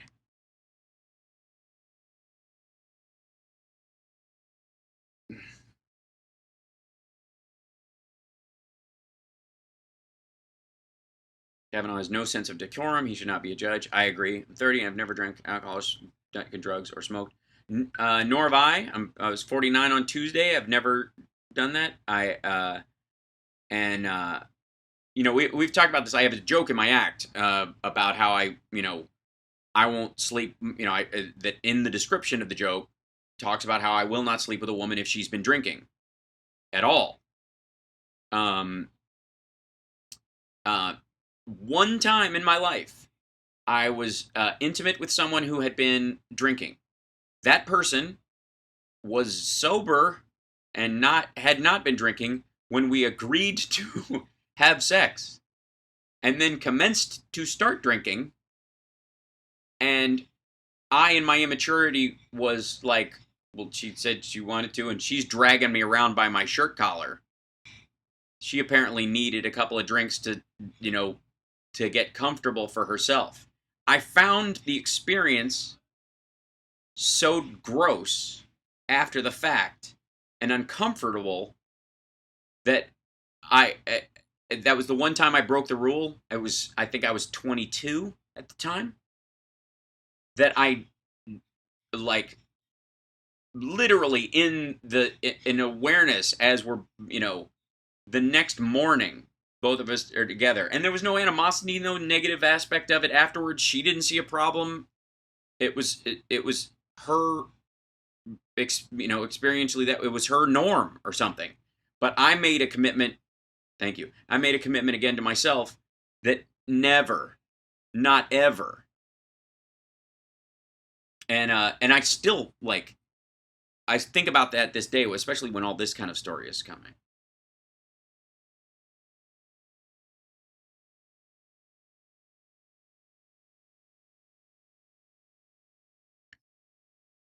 So, there have been, the Senate passed a bipartisan bill to deal with part of the opioid crisis last week.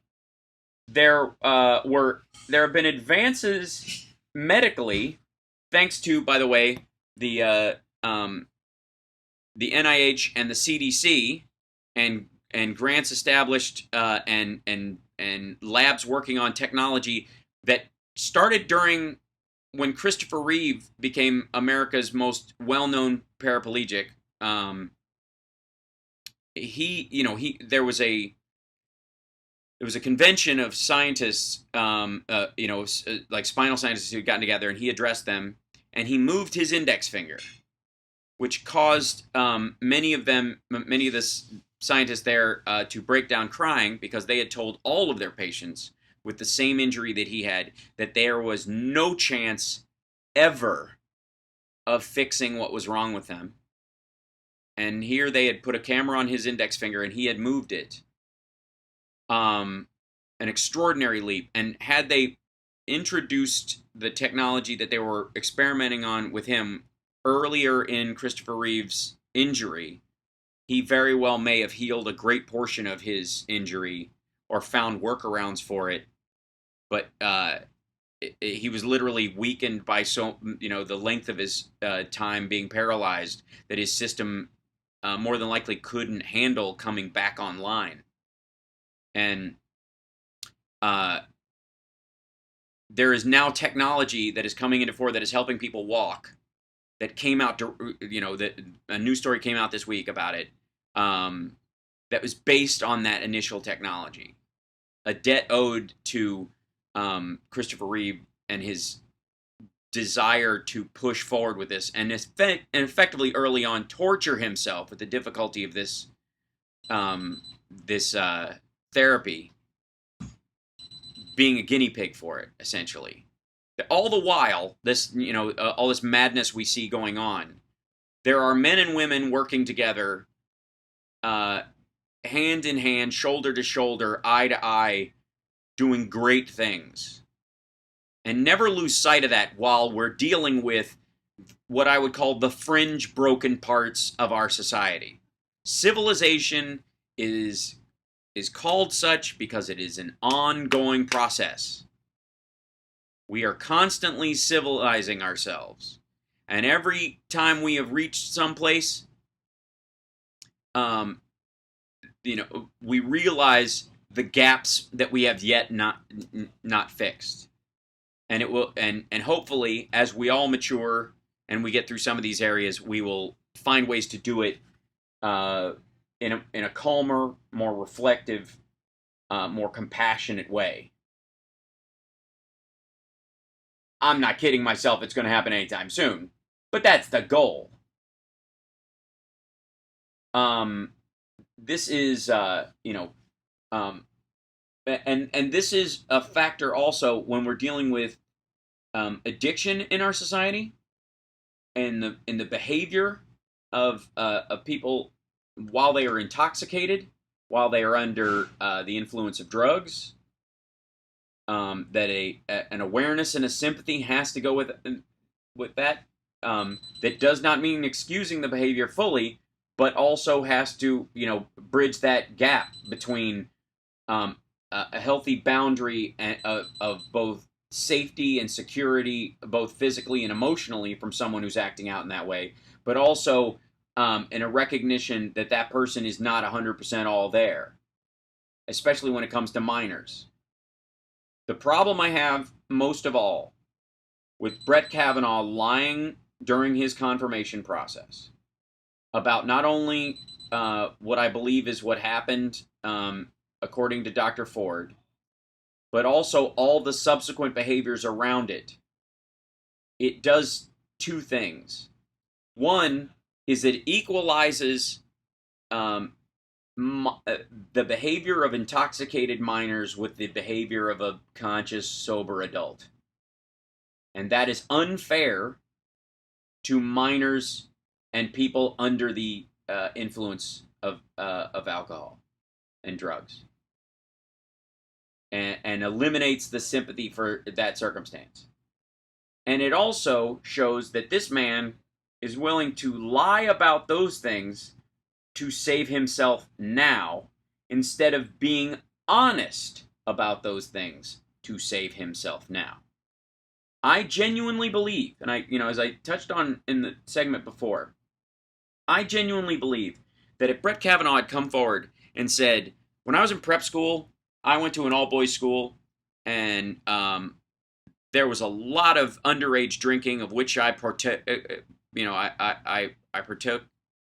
in regularly. That behavior followed me in the early years of my college.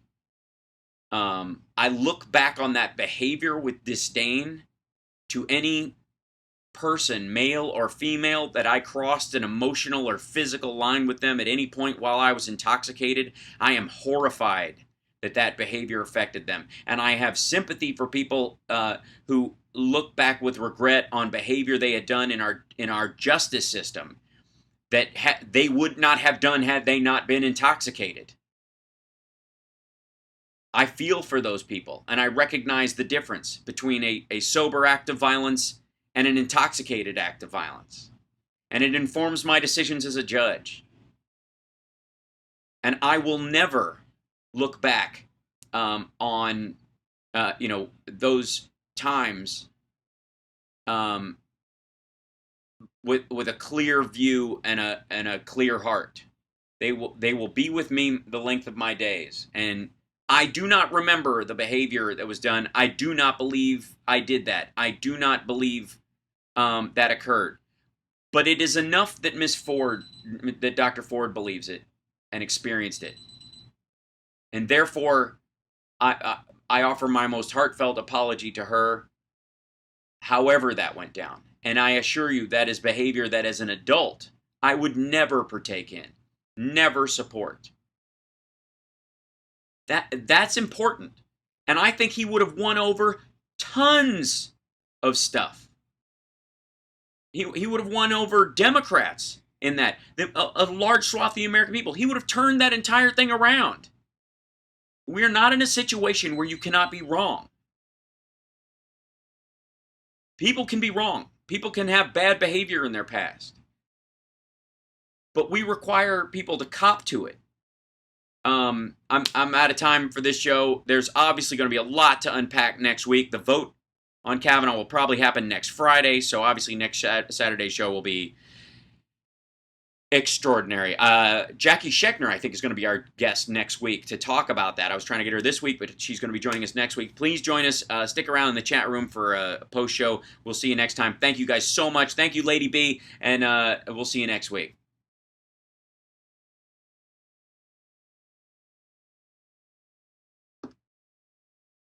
Oh, go away, Bill Press. I have to hang that thing up because it was literally buzzing in my ear the entire show. I literally did that whole show with like the whole thing. I'm not hanging up quite yet. I'm going to stick with you guys for just a moment. But yes, Jackie Schechner will be, and it's good to see you too, Molly. So give me a second. We'll gather up some stuff right here. I'll create a highlight. We'll start the thing like now.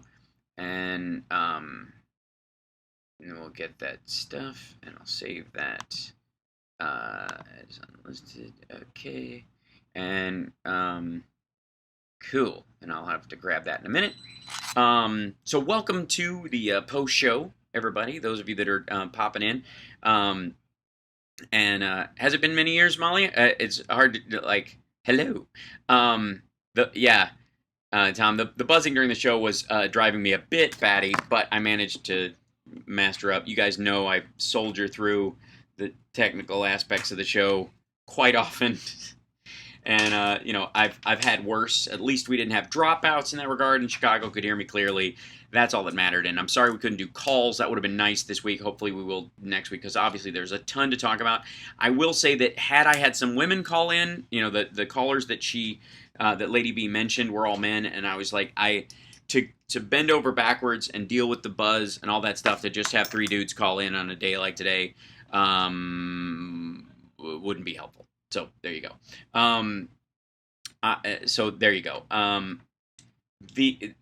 I'm curious, chat room, what your feelings were watching all this. I know that a lot of people, had an emotional reaction. There were, people watching Dr. Ford's testimony that were tearing up during it. I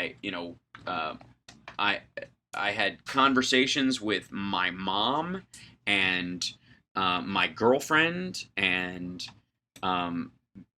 other female friends, some of whom had similar situations to what Dr. Ford went through, some of whom had, experiences, worse than Dr. Ford's, some that had, I will say, how do I put this, had circumstances that were not as bad as Dr. Ford's, but had felt for a long time that what had happened to him was worse than Dr. Ford's, and now feel bad for claiming that what had happened to them was on the same scale as what had happened to her and others. There's a lot of emotion going on in all this, is what I'm saying. So, tears then rage continued until the next day. I understand Andrew said second, to name a few. Driftless is, I believe her. End of story. Yeah. In my mind, Kavanaugh's anger was just calculating. It's the only reaction he thought might convince people of his testimony. I don't believe him at all. I agree. I think it was. I do think he was genuinely angry, but I think it was fear-based anger. That's the vibe I got. Hence the crying. I mean, it's a bad situation, and to be in the abstract. And this is how the Republicans are working this angle. In the abstract, to be accused of a crime you are not guilty of is a horrible thing. When there are people being released from jail who were not guilty of the crimes that they were convicted for, that is a time they will never get back. Their lives have been forever changed. There was a black man who was released maybe a month ago, who'd been in jail for 26 years for a rape he did not commit. Think of him being on trial today, same trial. And this man is innocent. Think of him being on trial today with and had it been a social media, worthy case where people were aware of it, knowing that he is innocent, knowing that he was found innocent, and think what the tweets would be about left and right, because on the one, yeah, John, it very well may be the mosquitoes. They are huge. They're like helicopters. There's clearly an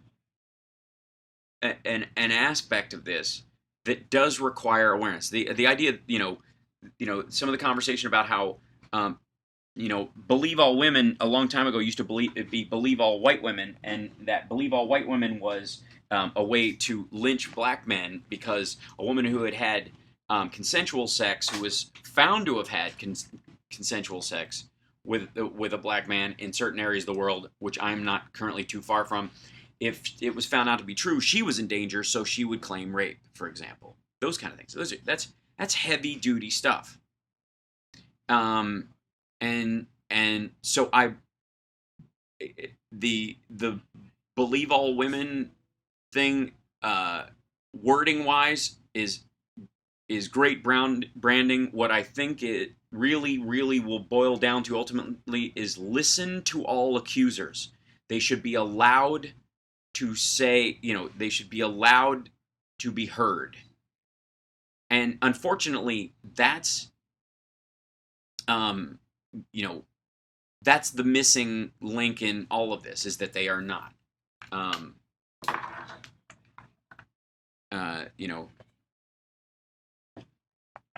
So that's why it's a maturation process. So that's a factor. Carrie Maxwell, I like believe women. I do too. I mean, I think it gets the message across. It doesn't help when Asia Argento is one of those women, is what I'm saying. And when the Anthony Rapps of the world are not women. So therefore the belief survivors, but also a person is a survivor if it actually happened. A false accuser is not a survivor. So the only thing a court and a circumstance can do is listen to accusers. And I don't have a problem with, I'm just splitting hairs for the language right now across the board, but what they are using, I believe this woman, Dr. Ford. Yeah, Carl, I completely agree. Do you think he drank before the hearing? I have no way of knowing that. I think he wished he had, judging from his language. The women named hundreds of things they do. Heather Heying was a guest on Joe Rogan's podcast. Did have an interesting 10 minutes about Me Too, worth watching. She's an evolutionary biologist by training, and that is an interesting viewpoint. Okay, I'll check that out. The point I'm trying to make is that there's a legitimate reason for the legal system as we have it set up. there's a reason why we have innocent until proven guilty. There's a reason why we have you're guaranteed a defense lawyer if you can't afford one. All those things are meaningful and continue to have meaning. When it comes to a job interview, all bets are off. Like I said before, you couldn't get, if you behaved like Brett Kavanaugh, you couldn't get a job as the next person on the People's Court, as the next host of the People's Court. So, yeah. Asia and Anthony and Terry Crews too. I don't know quite what the relation in that sentence is. So, he was a dry drunk at the hearing.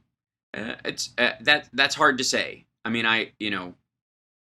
again, I don't know what his current drinking habits are like. I do know he's awkwardly supportive of the idea of drinking, and I also think that he was playing to, not just, because it wasn't to Trump when he said that, but I think there was an element of like down-home brosy behavior, where he was like,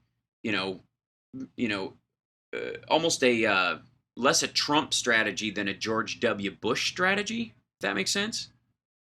Your caveats to the believe women phrase how. I see. Gotcha. Okay. It's a terrible job interview for sure. Absolutely. I think it was funny that was the one area where Lindsey Graham was like, do you think of this as a job interview? And he was like, yeah, that's what it is. There's another part to that, Hal. There always is, Julie. What would you be referring to? Yeah, another of his lies when he said he was of legal age drinking that changed that year before. That's right. Yeah, he was never of legal drinking age when he was doing it. And again, I don't believe that underage drinking is a disqualifier, especially these days, from any kind of job based on your moral behavior as an adult. Lying about it is.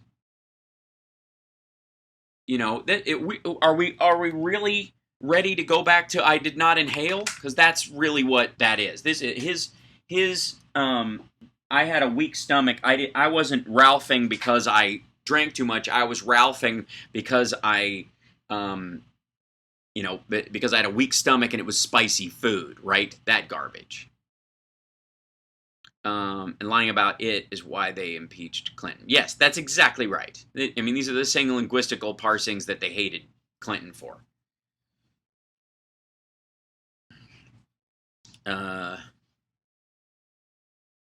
Because although you were more physically powerful, he had a much more intangible position of financial power. I didn't see what that was related to. See. Kavanaugh's calendar backs up Dr. Ford's testimony. How ironic, since Kavanaugh's presented that calendar as supposed evidence to defend himself. Yeah.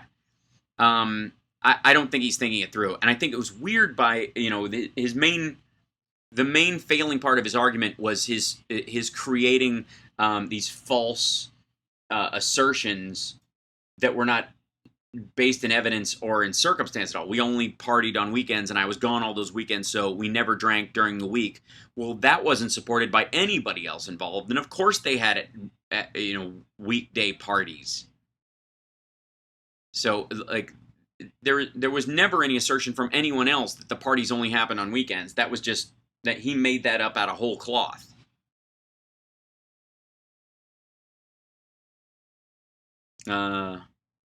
Moroni, those who side with Kavanaugh would have also been pro-prohibition. Maybe.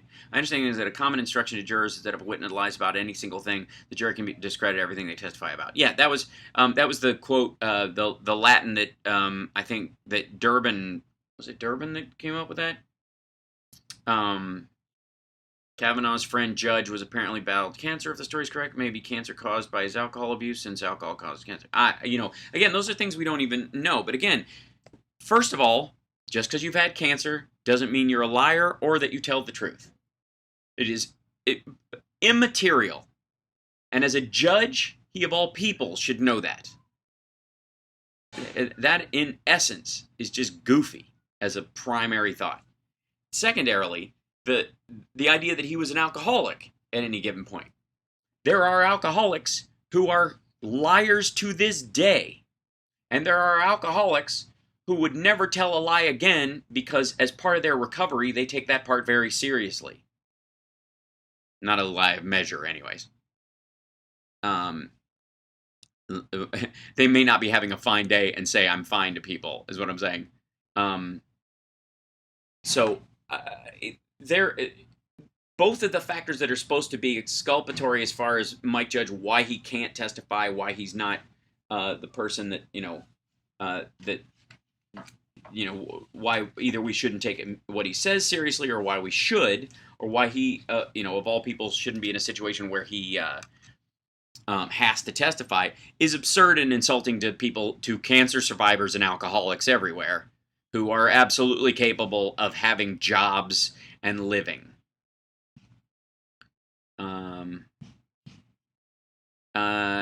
Terry Crews was once sexually felt up by a guy at a Hollywood party who was supposedly a powerful producer, so Terry carried it. Yes, I'm aware of that. We've talked about that. We talked about that when I talked about my experience during Queer as Folk when we were doing press stuff. And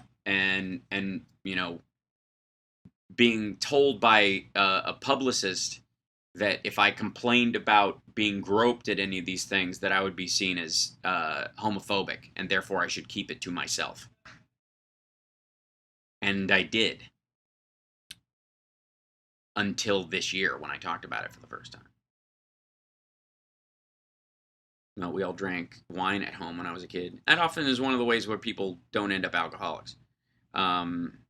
It's like, it's one of the the things they talk about along those lines is like there's less alcoholism in France, for example, because people grow up drinking wine and it's a more normal part of it, and they don't create it as this excessive, this thing to seek after, as a release after, you become, or a sign that you're older. Stephanie had permission to grope me. That didn't bother me.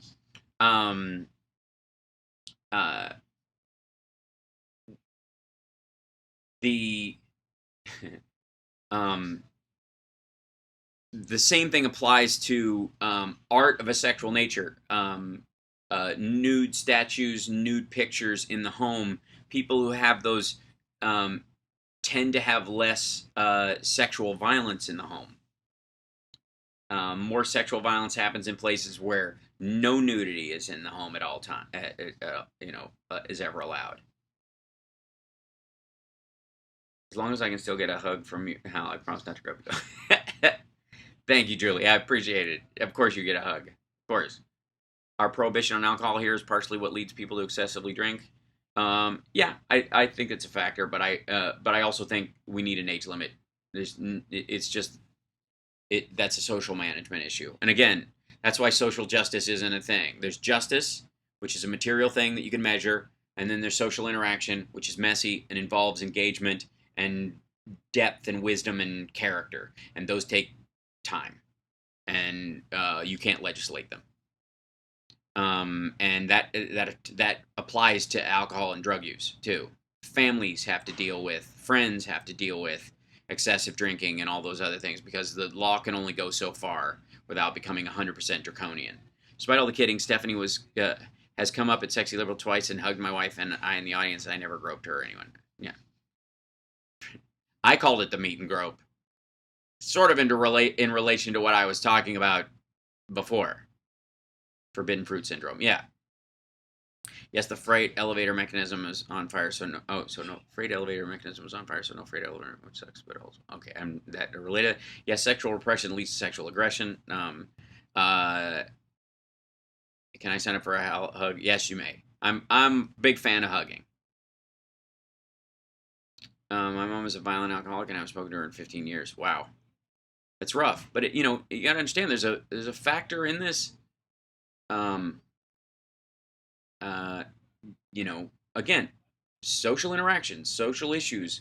This is the murkiness of adulthood and being grown-ups and all this kind of stuff. And again, that's why I think that Kavanaugh's whole BS about being that he was a choir boy in school and lying about it is the unnecessary lie of the entire circumstance, which speaks to two things. One is that he is a fundamentally deceptive human being. He is not being truthful. And secondly, that he is not intellectually capable of addressing an issue except from a head-on or an inverted perspective. Like he has two directions, forward and backward. He does not understand. He cannot compartmentalize ideas in enough of a way that he amounts to the type of intellect you want on the Supreme Court. Who's the incel that's in the group?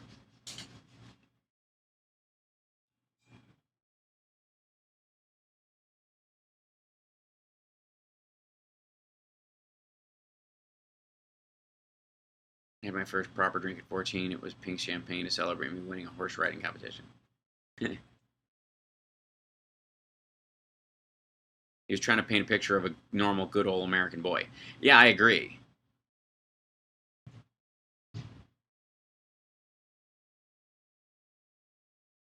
Okay, everything in moderation and everything can be harmful if done to excess. This is true. I'm trying to. Oh, man.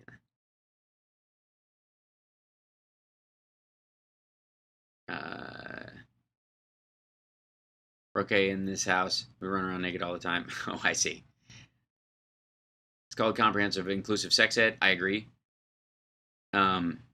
Yes, it's true, Carl. I did feel up your scapula, and you have a very nice scapula. Just saying, it's scapularific. I'm from Brazil, and I was a big fan of lab rats. Oh, well, thanks, Lucas. I love Brazil as well. I would love to get down there someday. Amos, look at any of those old paintings of naked women. Same thing. There you have it. Well, I mean, look at John Ashcroft and his weirdness, and him having to cover up the nude statue of Lady Liberty, the exposed breast of Lady Liberty. More nudity, less guns in America. It's interesting that I think.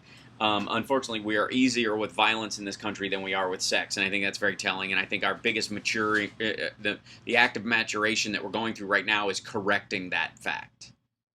That you can kill someone on, like, the deaths on CSI are incredibly graphic, but but sexual and romantic behavior is not. That's a problem. Last time I had any alcohol was my mother's Christmas cake. I can't remember the last time I actually drank an alcohol drink, but I started at 14 with champagne. But oftentimes it's like, oh yeah, no big deal. I think that more sex and less nudity in the media. How do you have more sex and less nudity? What? I'll try not to touch your scapula Thursday. Oh, thank you, Can't Stop Lying. I appreciate it. Or were you talking to Carl? Hollywood's rating board will ding movies more for nudity than violence as an example. Oh, absolutely. More sex and less violence. Wow, 2 corrections today. I'm sorry. I see. Yeah.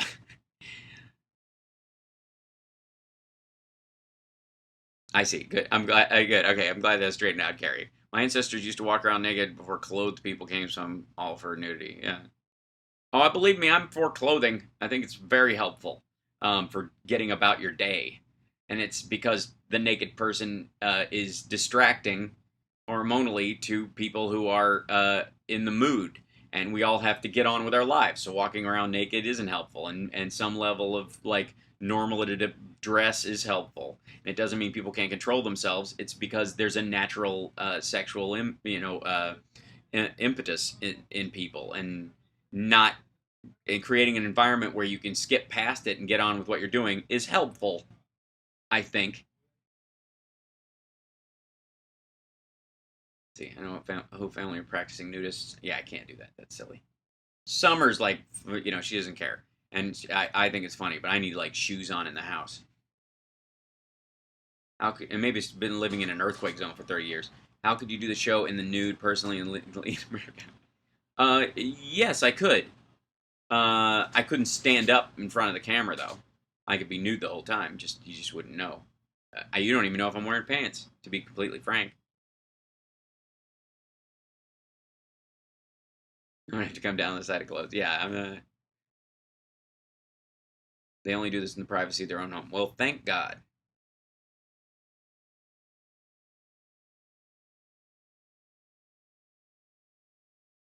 My faith teaches us that humans are worthy of clothing. That's interesting. Yeah. You guys couldn't handle me lifting my shirt, much less taking it off, Julie. They have living conditions there, and they have living conditions there in the castle. Also, we don't have fall weather here. We have autumn. Yes, you do not, John. This is basically like the ocean is halfway in. The air is half ocean here. You can I need a snorkel just to walk around. I wear mostly tank tops and comfy shorts or pants, no shoes or socks. No, yeah. I don't know. At the house in Vegas, we don't wear shoes. Summer's against shoes in the house, and I'm still adapting. It's a funny ass show. Thanks. The after show gets a lot more relaxed, I will say.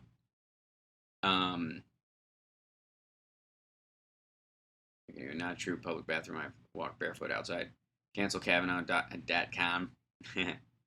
Yeah, I still think Brat Kavanaugh should be a hashtag. Can we just all start doing that one?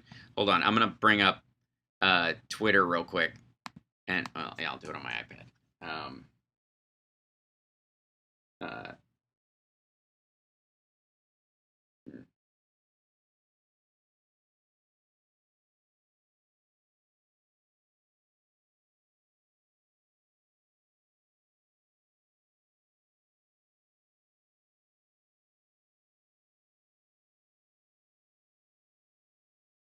Yeah, so.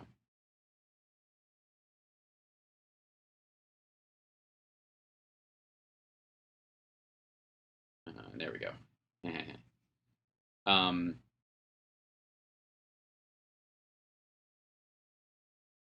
Betty Bowers tweeting, people who claim Brett Kavanaugh is the victim are part of a cover-up. Woof. And it's got pictures of the GOP holding down Lady Liberty and putting their hand over her mouth. That's rough. Whoa. Yeah, so.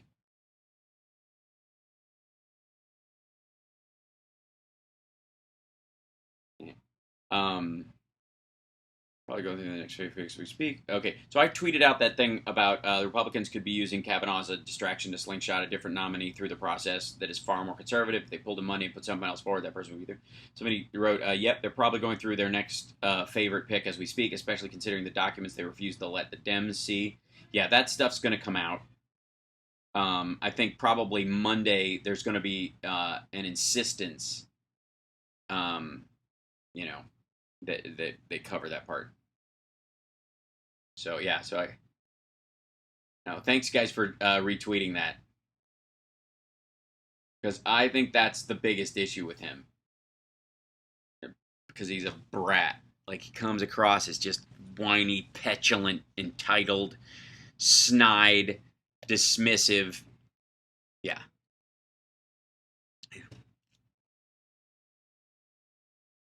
Any dude with their shirt off does nothing for me. Gay women yawn, put his shirt on, LOL.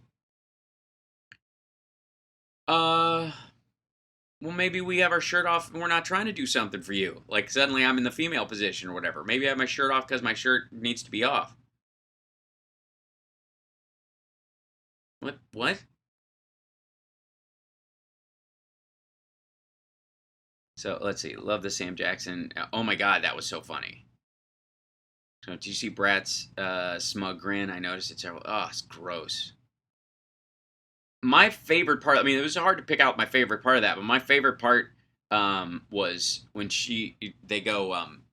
when he was talking to Feinstein, and she goes, would you like to, he goes, that whole Sweatnik thing is a farce. So, and she's like, would you like to say more about that? No. Like, just the most pitiful, petulant, childish, no. You can still appreciate, thanks. I've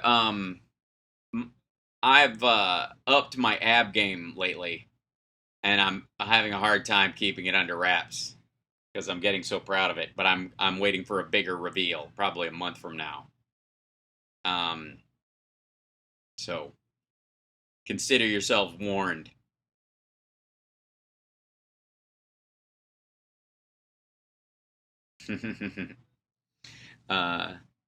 Yeah, sorry. The beep beep beep thing is the building's alarm thing or whatever. Yeah, I will warn you. Yeah, it'll be a separate video.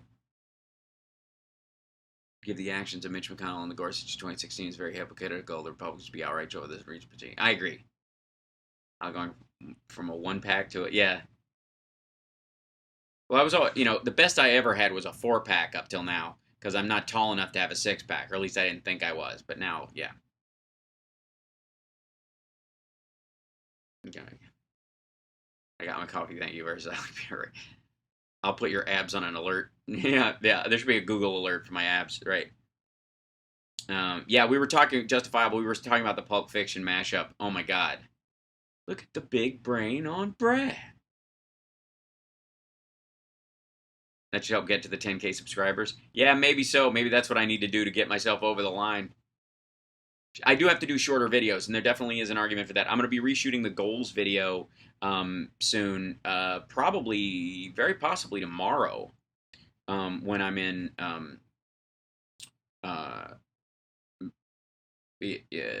yeah, when I fly back to Vegas. So, how would you suggest my lower back and sciatica? Working your lower back. Back is one of those things you need to exercise. You need to do like back bends, help a little bit of a little bit of weight or whatever. But I mean, don't sit so much. Make sure you're moving, stretch, work on your flexibility. That's always good. Plenty of water. Don't pinch your nerves. Water intake will help a lot because that cushions everything. You need more water in your system. Need a prettier setting than today. Oh boy, do I. Yeah, although it looks like I'm working. Look at all the paperwork up there. Abs important, huge for the back. Absolutely. Yeah, but getting them is hard. You know what my trick is lately? And this is good. I'm doing a bunch of different ab exercises, but you know what the one that you can always count on is if you are doing sit-ups, if you're doing crunches especially, and crunches are way important, put a pillow under your back. Put a small pillow under your back. It gives you more extension in your back, and it eases it when you're sitting up and helps your lower back. Yeah, forward bends are very good. But if you're building your abs and you're doing sit-ups, sit on, have a like when your back is flat on the floor, it can be a bit rough if you're sitting up against it because it makes your back arch up for a lot of people, and you do this and you hinge at the hips.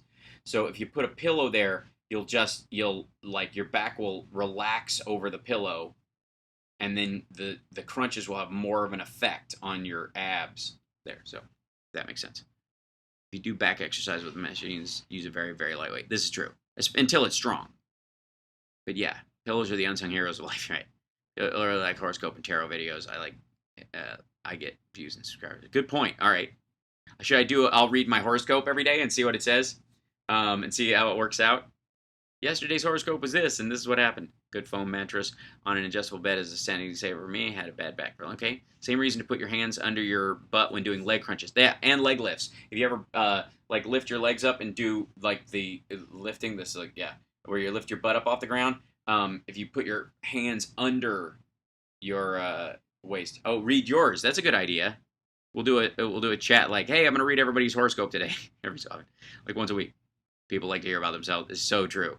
Maybe it's time for California to have Kevin De Leon as their next senator. He's 51. No. I'm sorry. I'm not willing to swap out one of the women in office who's been good for a dude at this point, especially this year when there's no reason to do it. Gemini first. We hate to be last. Camden's a Gemini, absolutely. Well, yeah. Why, how? Because it's ageist to think that Dianne Feinstein doesn't deserve to be in office because she's older than him. It's sexist to believe that she needs to be removed and replaced with somebody else. Basically because even if you disagree with her opinions, she is a female Democratic voice who is honest in what she believes. You may not agree with everything she does, but she's not faking it. She'll be 91 at the end of next term, though. I worry about that. Then Strom Thurmond was like 190. I don't care. She's still wise and aware. If she starts to slip, she will step down. She has not. End of story.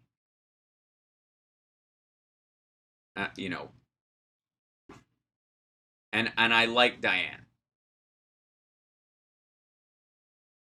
Yeah, no, I'm not willing to swap out any of the women who are in office for men currently, and not just because of the for gender reasons, but also because I think there's a tremendous amount of ageism going on right now, because people are tired of what they think is the status quo without paying attention to what that status quo means.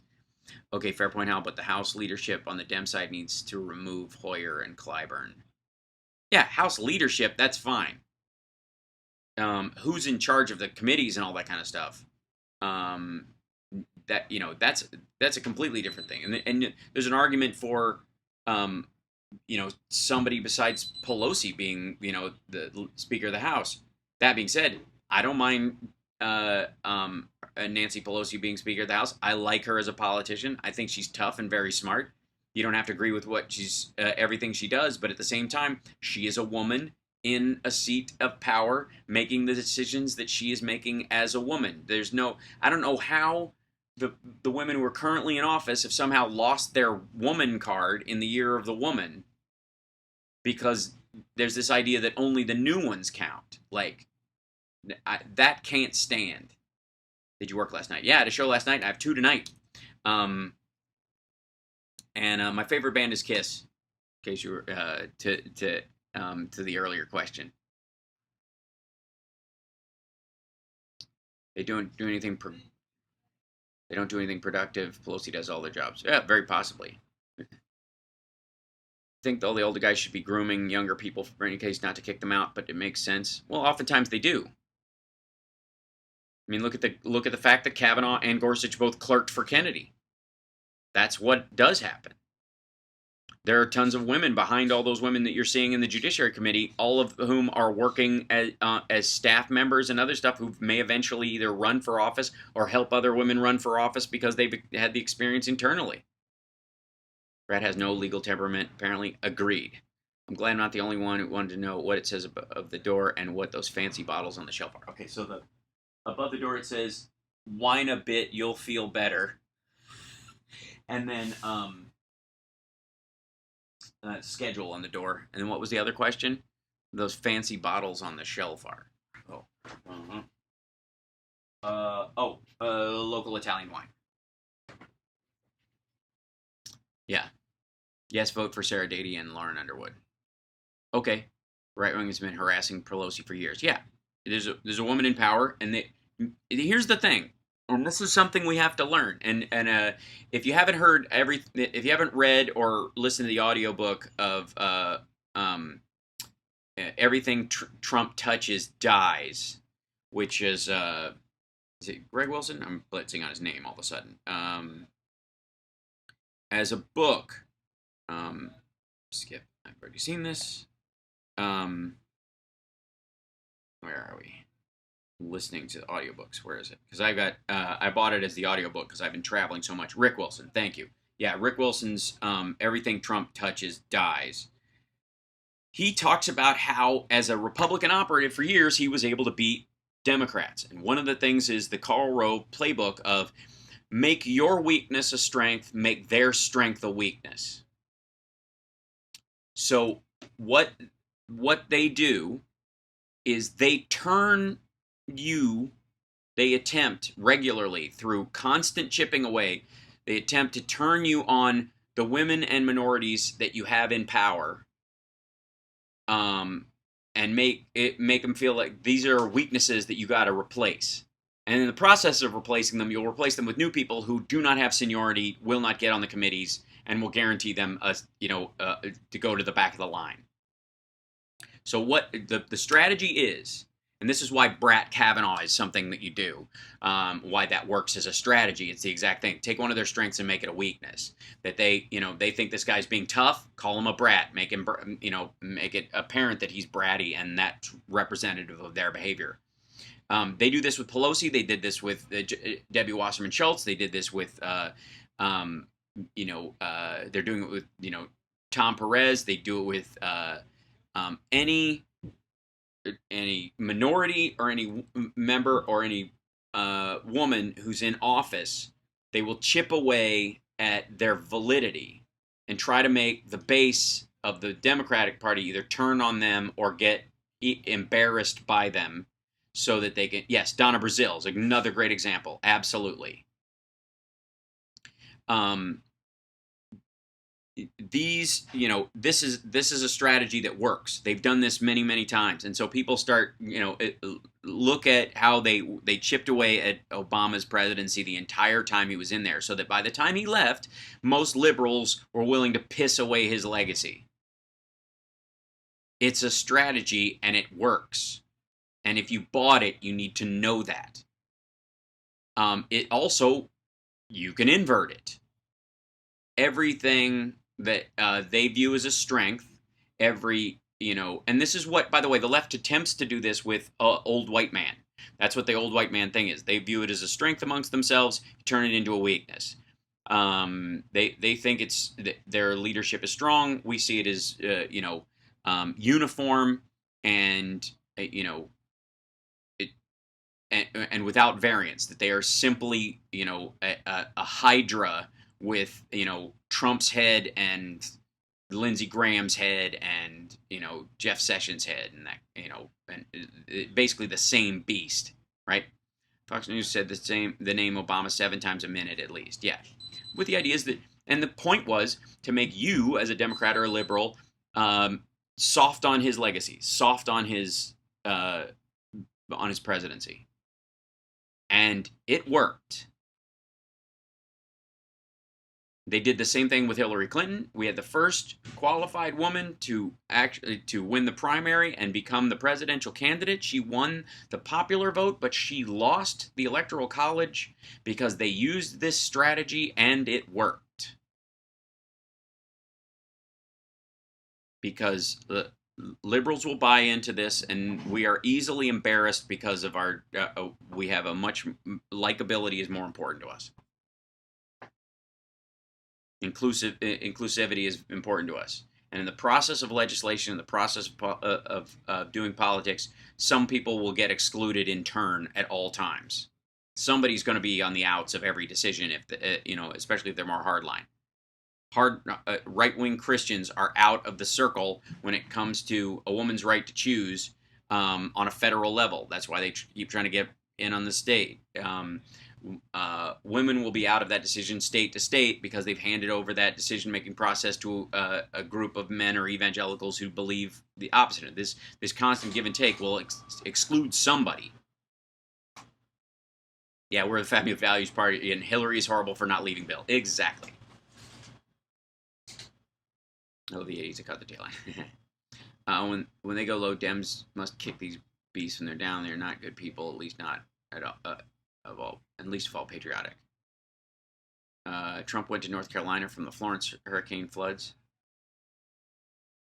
Right. 6s. Capaldi was more like the really old doctors when I was a kid. I liked him. The character destruction is a tactic that's been used since the dawn of civilization.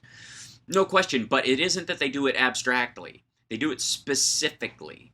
And they do it on the women and minorities in the Democratic Party who are coming up.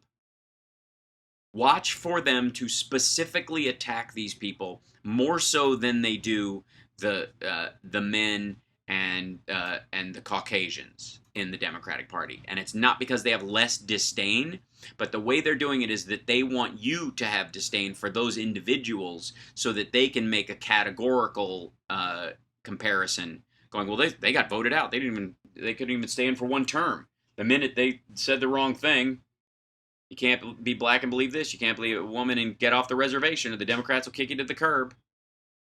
Never mind the fact that, by the way, the Tea Party crowd does that entirely to Republicans constantly. That's not the point.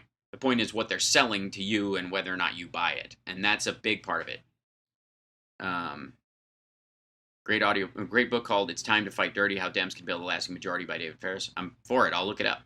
When they go low, they're looking up your skirt. Capaldi was not given good enough scripts for the style he was working in. I'm not quite sure what. Oh, we're talking about the doctor now. That's a whole different conversation. All right.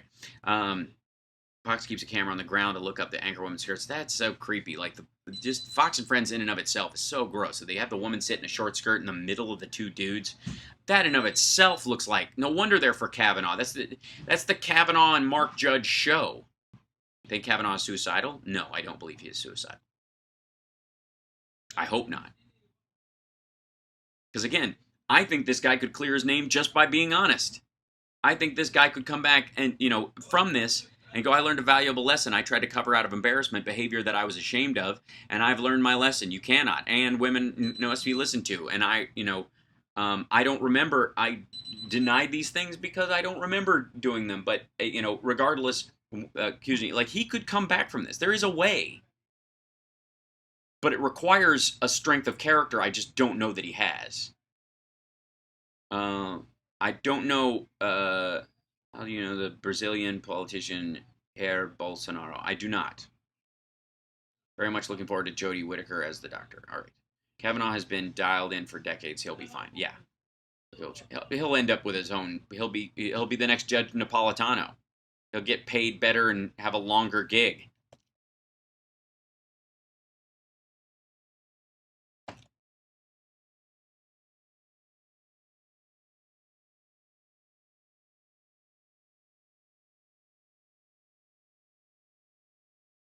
Fox News is sexual harasser's playground. Kavanaugh may not have the strength of character, but he might make a good character actor. Certainly bring up the tears on cue. The brat could come clean and keep his current job. SCOTUS appointment is not what we need as a country. No, I agree. Brazil is potentially poised to have a sexist pig as their leader. Have you tried home filtered water? I have a filtration system at my house. Yeah. We need more facts. That's always true. I think that could be a t-shirt. I'm not taking sides yet. We need more facts. All right. That's fine. The problem heretofore has not been whether or not the facts are allowed or there or any of that stuff. The problem has been, and I have to leave in a couple minutes just because they're going to need to get into this office. The problem has been the Republicans' reticence to allow testimony or facts to be entered into evidence. The fact is that I love House Sparks. That could also be a t-shirt. I agree. I like to install a reverse osmosis system, but my wife objects to how much space it would take up under the sink. You put it in the garage and run it into your whole system, or wherever your main line comes in. Where even are you, Hal? I'm in Port Charlotte, Florida. I got 2 shows tonight at Visani's, which is a place called Comedy Zone, and I'm working on my new show, so I'm working out. I'm on the road. And I'm in Vegas next week. 2 shows a night, 4 nights.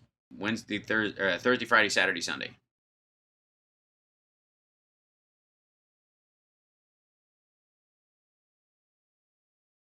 Yeah, Doctor Who, the fact that there's a woman playing the character is sort of immaterial since the Doctor Who is not a male. He's a Time Lord and he's not human, so whatever.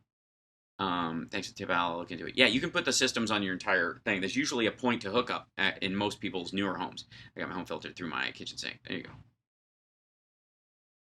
I guess Steph is not a real drunk. No comment from Twitter. The number of people helped by National Sexual Assault Hotline was 201% above average yesterday. Well, yeah. Number of people calling into it because they were feeling re-victimized or they finally have a voice. Absolutely. Or they're just tired of not having a voice. They're going to burst in here in a second and need to use this office, so I'm signing off, kids. You guys are awesome. I may sign back on a little bit later from the hotel where I might actually have some decent internet. But thank you guys for joining me. This overall has been a pretty good show in general. Just kind of generically great. In spite of the buzzing and all that kind of stuff. Next week, with Jackie being on, I'm curious what the post-show will be like. She's calling in on the show, but I might be able to Skype her in. We'll figure out that part this week, because I'll actually be home for a little stretch. But there you go. You guys are wonderful, and I'll keep working on my abs. Yeah, take care of yourselves, folks. Okay, Bye. See you later.